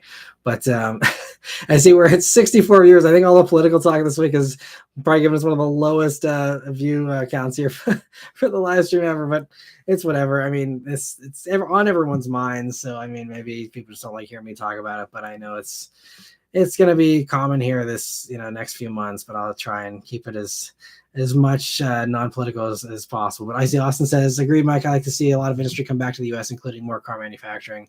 Yeah, I think that would be great. Any more manufacturing, anything that, could be built here that pays well and gives people jobs is always a good thing in my mind. Six says, I feel like we really need to up our infrastructure to support EVs, and hopefully isn't governed by one centralized organization, but a group of orgs that vote on infrastructure decisions for EVs.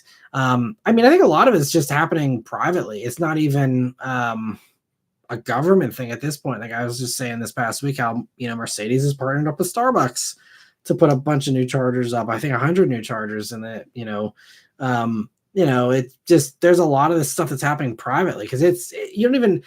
I mean, they're definitely incentivizing putting up the chargers. They're getting a bunch of money to help them with that. But like, there's a lot of private companies that also realize like this could be the new oil, and like they don't want to be caught missing the boat on that. And so, I think that the infrastructure should go up either way. I would think even without. I mean, I think again everything could be slowed down if you have less incentives there. But I still think that people are going to need to charge even with the existing 10% of the cars on the road that are currently EVs.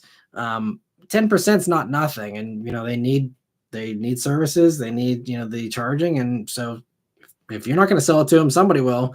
So I think it's going to be one of those kinds of things. And but I think the infrastructure is getting better every day. Like I said, with that partnership with Starbucks, there's all these new flying J1s coming in that GM's partnered up with, and there's these giant groups as well. I think GM, BMW, Honda, one or two others. I think Toyota actually joined in recently in the past week or two as well. There's this new big group that is also putting in a bunch of chargers. Again, I'm sure they're incentivized a little bit, but they're also investing tons of money on their own to put these up as well. So it's happening. It's happening pretty quickly. I think it's getting better every day, and I think it's something that. It's a chicken and the egg thing. If you had one on every corner, then of course they're going to be losing money left and right. So you don't want to oversupply, but you also don't want to undersupply. So it's always going to be this like very tricky dance of like, you don't want to leave money on the table there, but you also don't want to, burn money either. So it's just, trying to, keep pace with that dance partner as best as you can, with the adoption rate.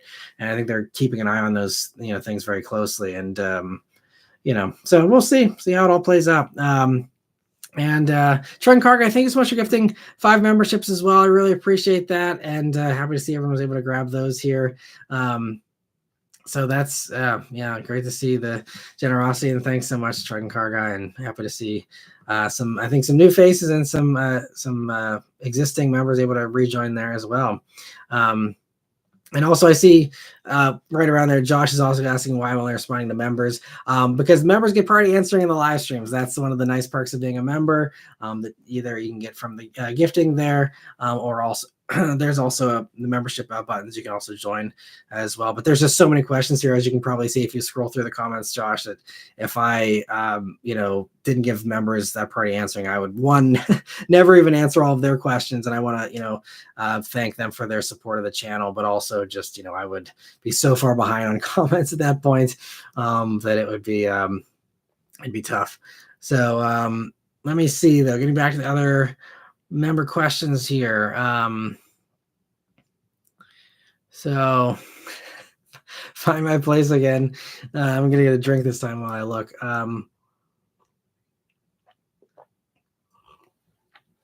Okay, so Dave's saying at least Ford has the Mustang. Chevy's last car is going away. That's the Malibu.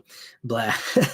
Yeah, it's a shame the Malibu didn't go out a little more excitingly, but yeah, we'll see. I'm hoping Chevy's not completely done with sedans. There was one of the silhouettes they teased for the potential for the Ultium platform a few years back was a sedan. So I'm hoping that they still find, a way to justify that, but, we'll see. Mike says, yeah, on mid-sized trucks, if they're super concerned about garage, reasons for Tacoma staying the same size, then just shrink the bed by, I don't know, 4 to 6 inches and give an actual decent sized cab. Yeah, even as like an option, because I'm sure a lot of people are already complaining about 5.5-inch beds being like not usable for a real truck or whatever. But, but even just, give them the option. Do a 4.5-foot bed for people who, just want an open cargo area essentially in their Forerunner, basically, and then just, have something better. But I didn't realize the garage space was the reason for mid-sized trucks. That thought never actually occurred to me that was maybe why they kept them the same size. That's interesting. Well, I mean, I feel like there's still so many people that park their trucks outside that I don't think that would hurt the sales proposition that much if you said, yeah, you can't park it in your garage anymore, but you can now use the back seat for people that are, larger, or taller, I guess I should say. So, I don't know. Maybe I still feel like there's a market there, but who knows?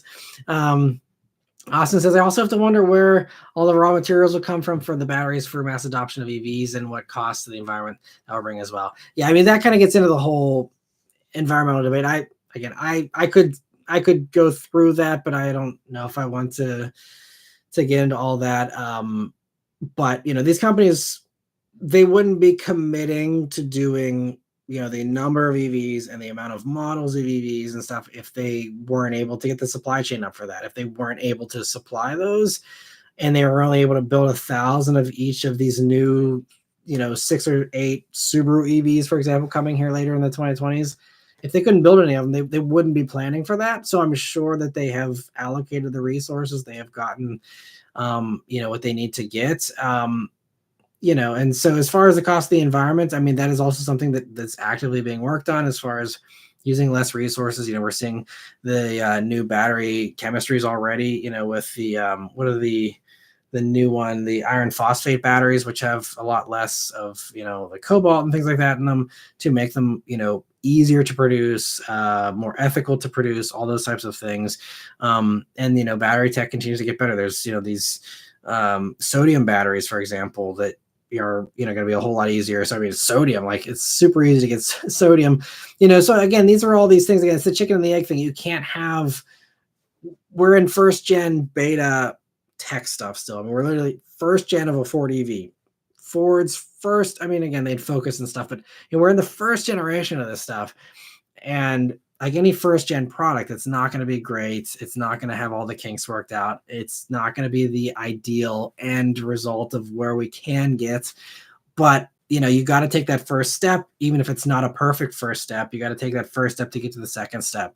And so, instead of obsessing over perfection or not building any EVs until you have a bunch of EV chargers that no one's using, and then say, okay, well, now we're going to build EVs, because now we have 100,000 EV chargers that have been collecting dust for the past 5 years, and now we can finally build our cars. Like, you gotta do these things in baby steps and just try it. And so I think that's kind of the state as far as the batteries and all that. We're not going to be using rare earth minerals in batteries, for much longer. I don't think, because again, it would be the battery cost would be too high. You wouldn't reach that cost parity that everyone's going for with gas engines in a few years.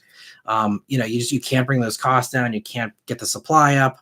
All those things you mentioned are real problems, and that's why they're having these solutions for these problems and working on that. And again, lots of really smart engineers. Engineers are some of the most brilliant people on the planet, in my opinion.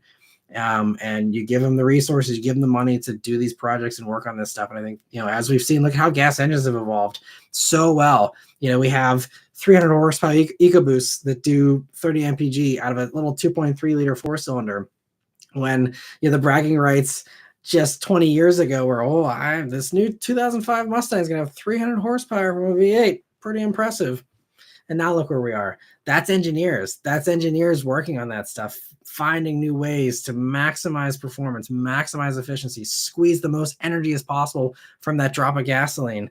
So we've had faith in engineers. We've seen the amazing stuff that they have done. So I have faith in engineers that they will solve the world's problems, one step at a time, one day at a time. They might make missteps. They might, do things that are a wild goose chase or a dead end. But I think that we'll get there. Maybe not today or tomorrow, but I think we'll get there. And, I think that it's just one of those things. If you have the money invested in it, which we're seeing, and you have the people and the talent there, which I think we're seeing as well, like the brilliant stuff Lucid's doing, like these new batteries that are, popping up every day, I think we'll get there. It just takes time. But let me see. Good Stick says the first gen Escalades are classic, but for some reason there are not too many on the road anymore. Super trendy cars in the 2000s. I actually see a decent amount of first gen Escalades personally. I see like more than you would expect. But I mean, a lot of those GM, especially those older GM trucks, they are so reliable with those V8s. They run forever, super solid. They're solid vehicles. I think even one of my good friends, his dad still has their Suburban that they bought like lightly used back in 2002 or something.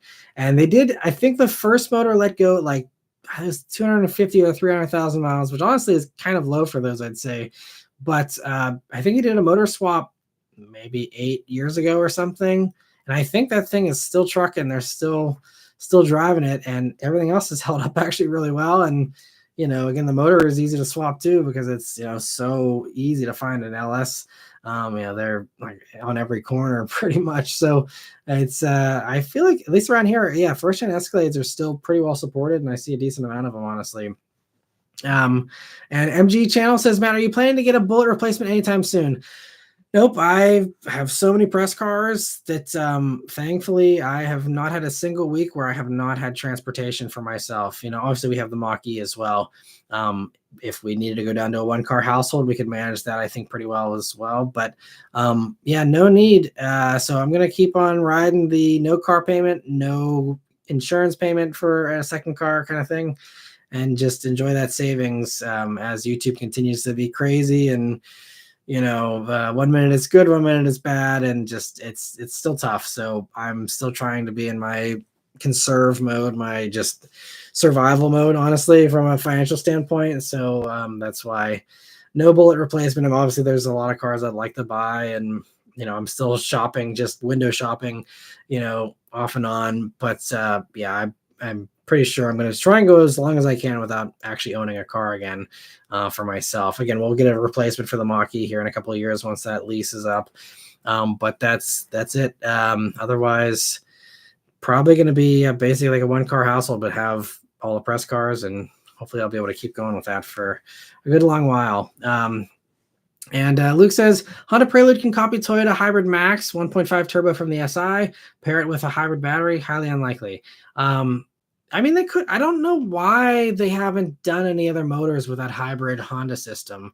I'm not sure if it's like something with the way that it's, like the transmission being like a hybrid, like non-transmission kind of thing with a parallel system, if that's why they can't do it with another motor. But I feel like there's no reason why they couldn't. So yeah, I agree. Just put one of the punchier motors, even the 2.0 turbo if you really want to go crazy, and put that in a punchy Prelude. But yeah, we'll see what they do. I mean, that's a good bet. There's a good chance they could do something like that.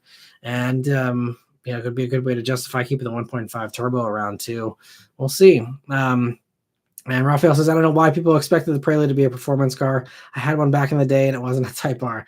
Very true. I mean, and, I think with Honda, I just wish that, they kind of kept up with like what Hyundai did with the Elantra N and stuff, where, you had 270 odd horsepower. You still wouldn't step on the toes of Type R, even with that kind of power level, since Type R is, so much higher now at 315 or whatever. So, like, I don't know. I think for me, that was just the thing is I mean, it doesn't even have to have 270 horsepower, but just, 220, 230, just something, some kind of progress there instead of it's been 200 horsepower since what, 1998 or something.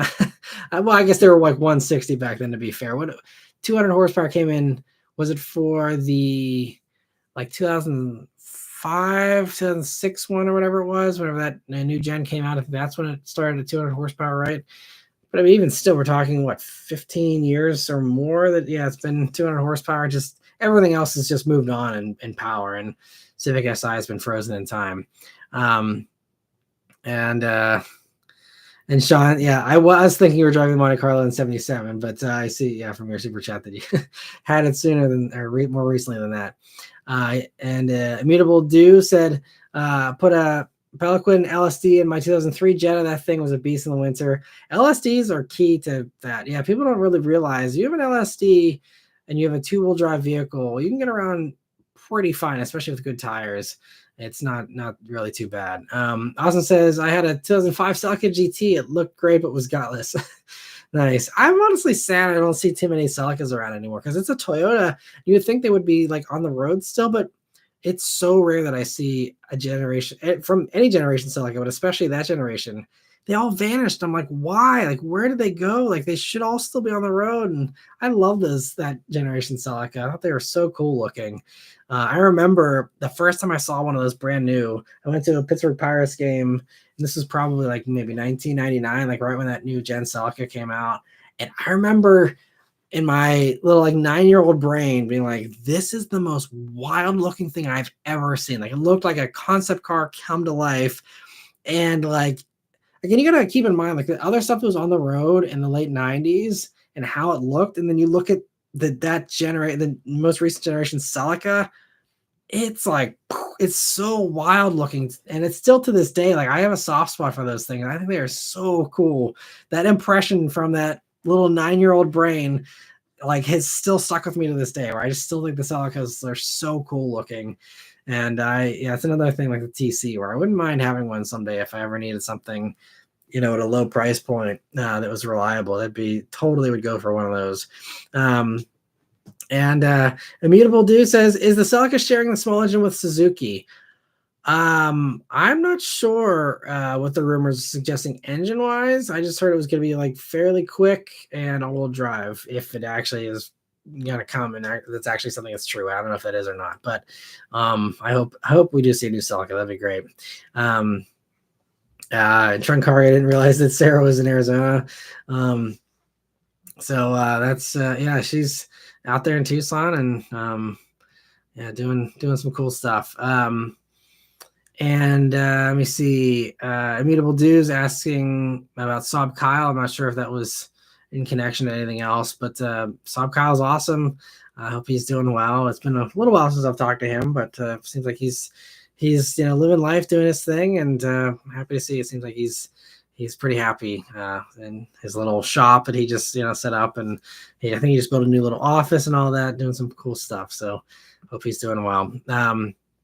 And let me see. Slam Sedan, thank you so much for being a member for 14 months now. I really appreciate it.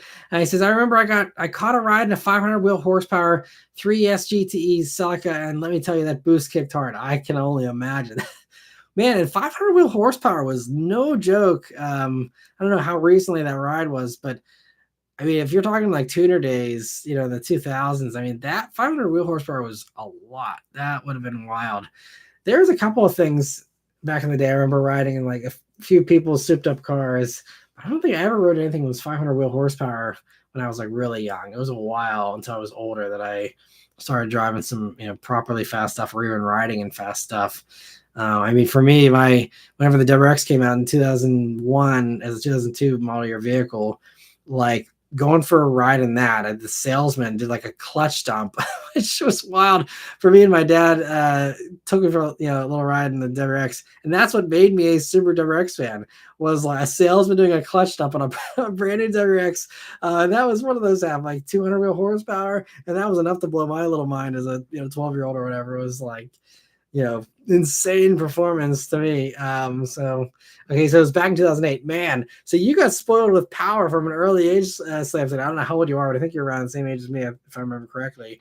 But yeah, so man, that would have been pretty wild. 2008, I was 18, so that was I had never ridden anything that fast when I was 18. I don't think it's probably a little bit later that I actually got some rides on the quicker stuff. But actually, I take that back. I guess I was riding when I worked at the car dealership. We rode in some Turbo S 911s that were driven quickly. I wasn't driving quickly, but I was riding passenger when other people were driving quickly. The stories I could tell someday if I had no fear. It's just man. So I guess there was some fast stuff that I went on some crazy rides in by the time I was 18. But before that, it was a lot of slow stuff, but I still felt really fast in. Let me see. So Good Stick says Mazda should create a Supra Z rival. They already have their own inline six.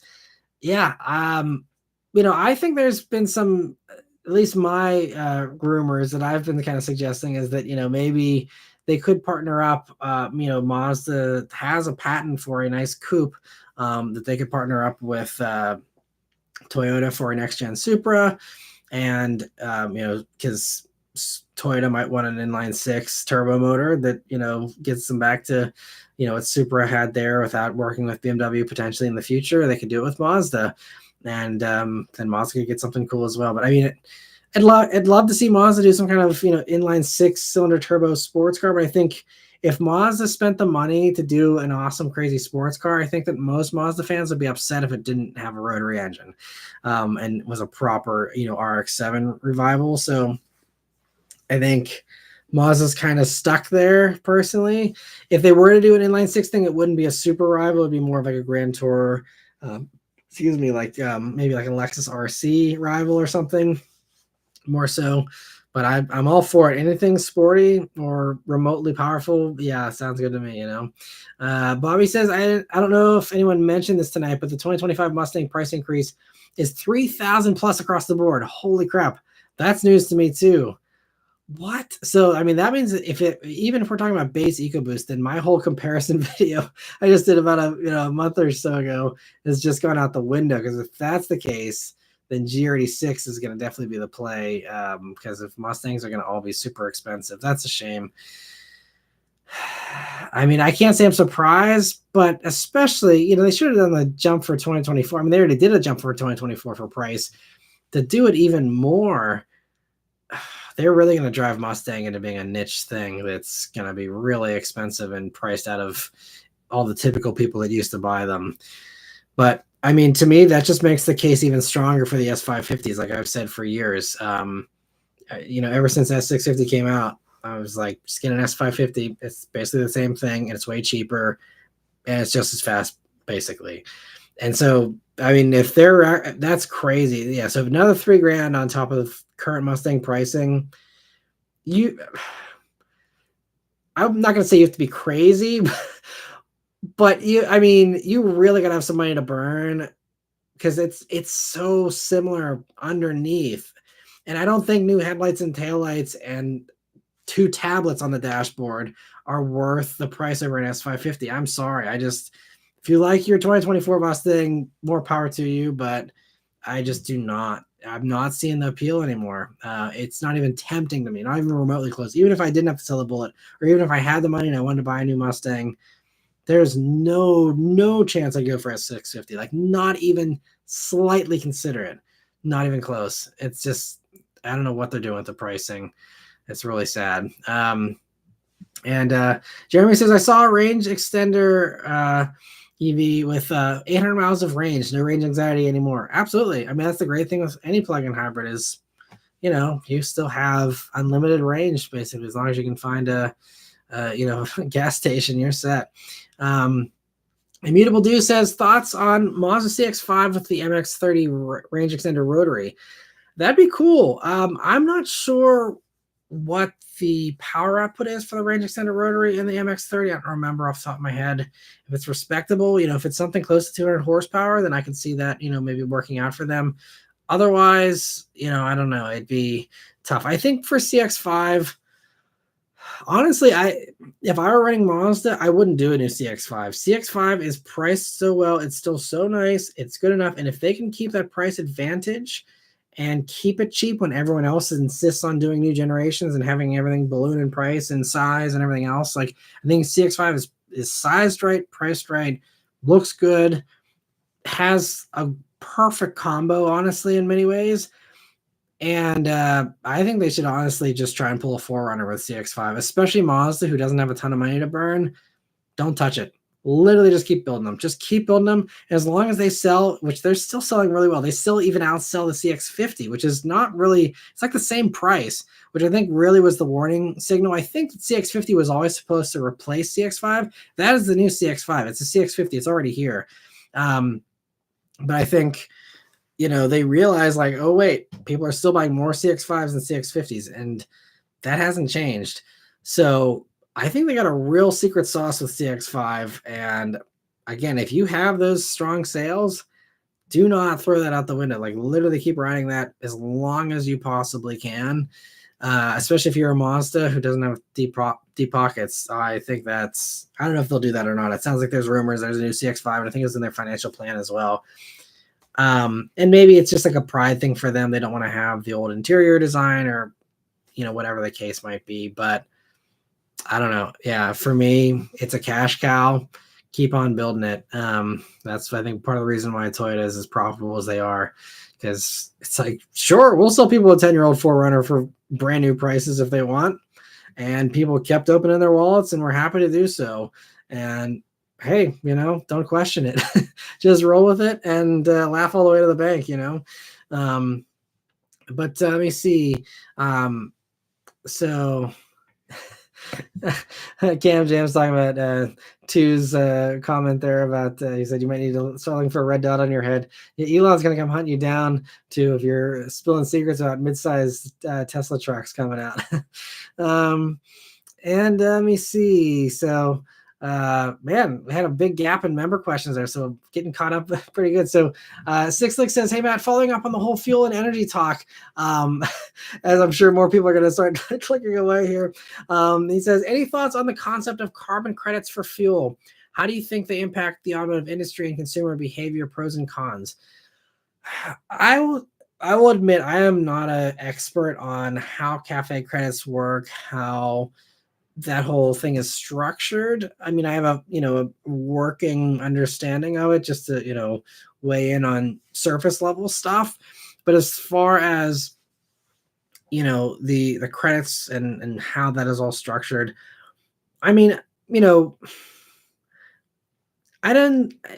some people were seeing some problematic stuff with the the way that companies could just buy credits. And I could see that eventually that could lead to problems down the road if you have a company that's just churning out gas guzzlers and they're just buying credits and they are able to skirt the requirements that way. And we're seeing obviously that's not something that's viable as we go into the future here anyway. But I think it's the whole idea, the way things are structured as of right now, at least the proposed structure, which again is going to be up for change here. In one form or another, I'm sure, now that, the EPA is being, dissolved essentially and all that, as far as, how it is structured right now, I think it's structured in a pretty fair manner where it's just saying, look, here's the goal you need to get to as far as your fuel economy. And if you want to get there with super insanely efficient hybrids, great. Like there is no EV mandate. There never was in the States. There isn't. It's just you get to this fuel economy number. And Toyota's planning on getting there with, again, a bunch of these, super efficient plug-in hybrids. And, they're still also going to have EVs, but you can have this mix. And I think the mix that like Toyota has is brilliant. And I think that's, the realistic, pragmatic approach for this decade and going, even possibly beyond that, and so um, I think that, saying, look, here's where we need to be for, just the scientific reasons, which again, I won't get into that whole tangent, but, here's the goal that we have for you. Get there however you want. That's the way it's structured. And I think that that's fair. And that gives companies also the option to compete and do things their way with their technologies, their unique engines, their unique technology of whatever, and do things their way, but just get to the same goal. I think that's the bottom line, is just get to the emissions goal you need to get to, and that's it. And so, I think that's, I don't know. When those plans came out, I thought it made a lot of sense. I thought it was very practical, that they backed off of the more ambitious plans that they had. And, to me, I think that was a very realistic plan. But we will see again what everything gets decided on, going forward here. But yeah, and let me see. Other member questions here. Danny says, "Hey Matt, what are your thoughts on Subaru killing off the Legacy? I'm really sad that they just didn't do more to Legacy. I think they could have made Legacy more competitive. It's not like it's a bad vehicle. I still think it's actually. I think Legacy deserves to have more sales than it has, and I think that Subaru got a little bit of a bum deal there. I think they did a pretty good job with the new Legacy. They just made it a little too soft. But I think at the end of the day, you see again how many people, like the hybrid Accords and like the hybrid, Camrys and all that kind of stuff. I think that they were behind on that, and that was part of the problem. But I also think that Legacy is just set up to be so soft, and it's just not a very good handling vehicle. And I talked about this, whenever I had the Legacy for a week, it's just not a fun thing to put around corners. But I mean, I still think Legacy is a solid product, so it's just a shame.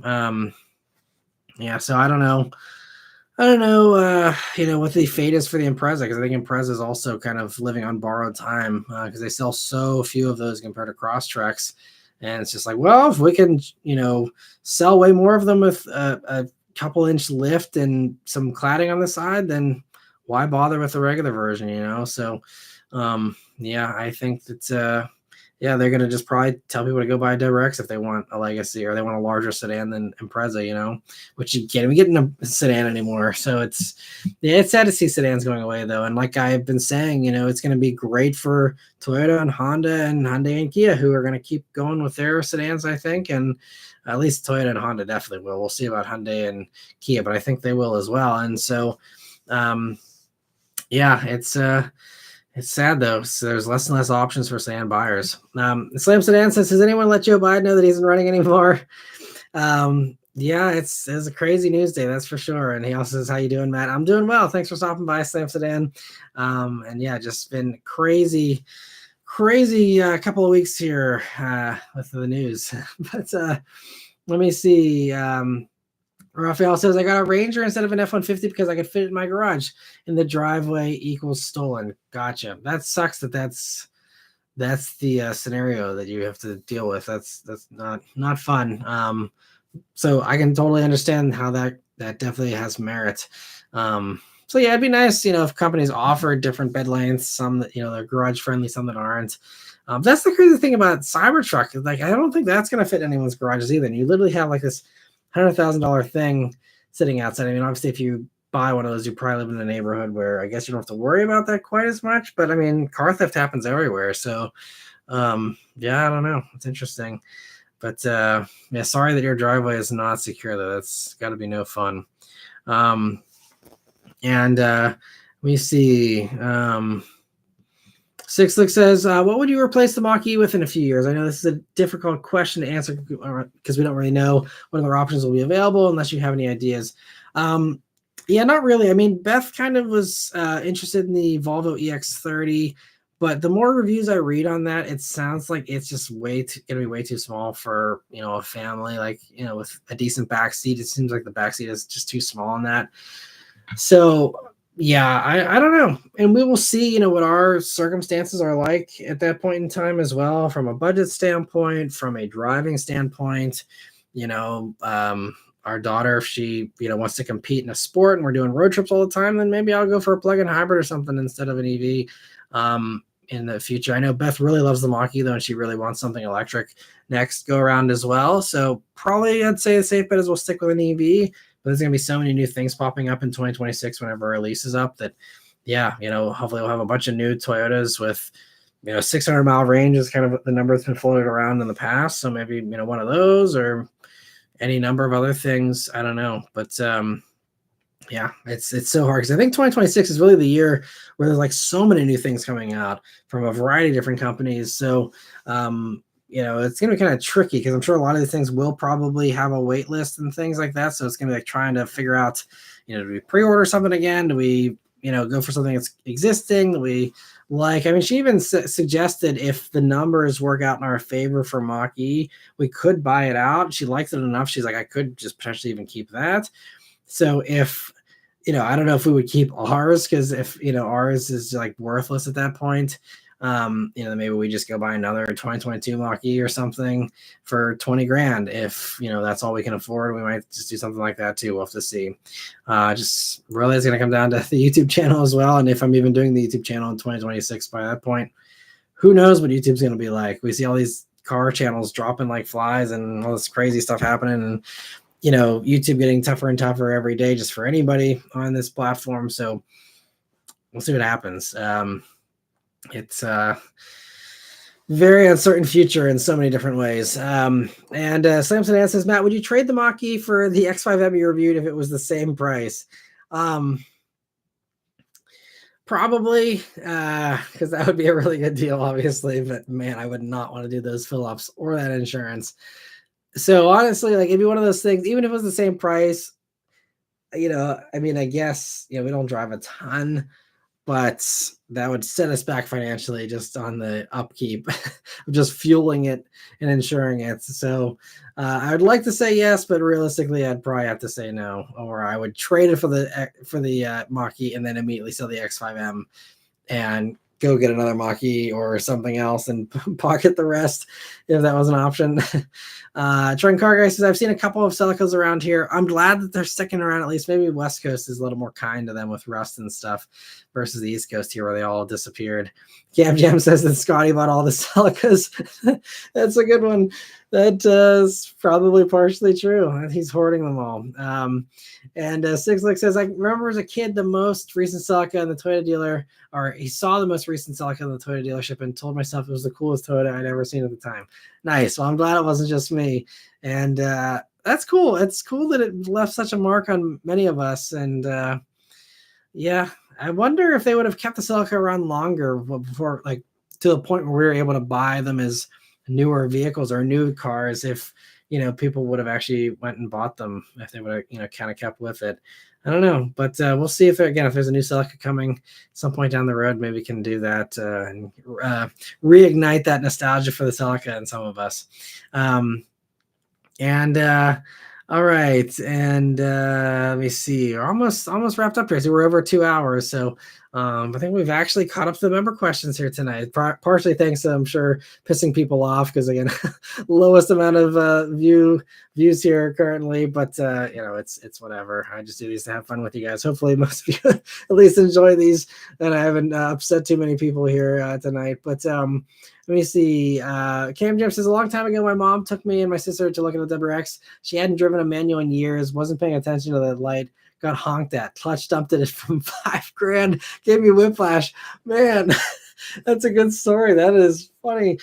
Wow. I'm sure the salesman wasn't happy about that if they were riding along. That's hilarious. But man, yeah, they were fast though. When you clutch dumped the WX, it was only 227 horsepower. They would launch hard, at least again, according to my teenage self.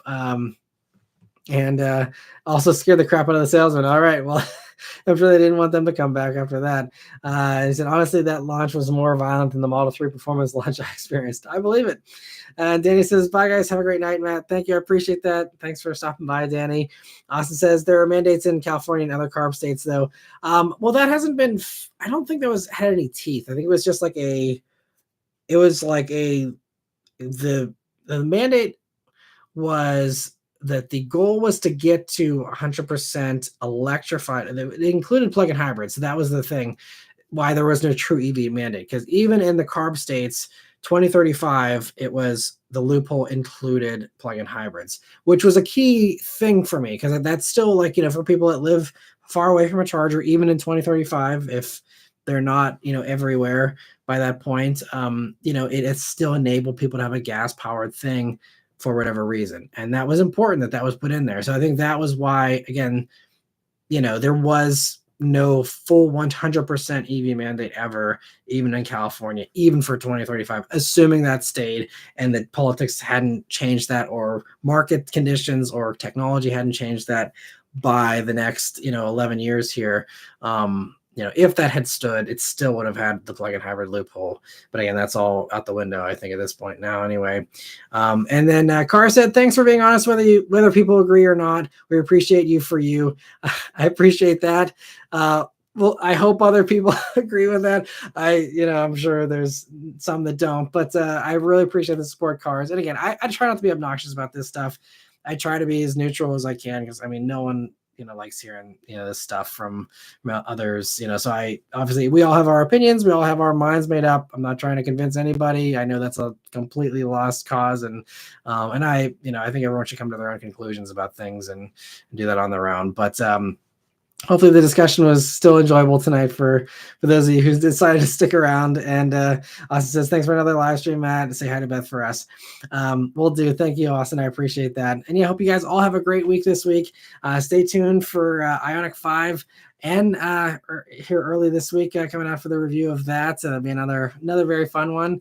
And then that will be the end of the performance stuff. I will be doing a few other performance vehicles here in the next couple of months, sprinkled in periodically. I'm hoping to still get an ND3 Miata here relatively soon. And I have a couple other videos I'll be posting here down the road as well over the next couple of months, including some pretty wild stuff in the fall, I will also say as well. So stay tuned for that. But it's going to be some more normal cars. So if you're someone who's been missing the normal vehicles and, hasn't loved all the performance stuff here over the past, month or so here, be some more normal stuff coming.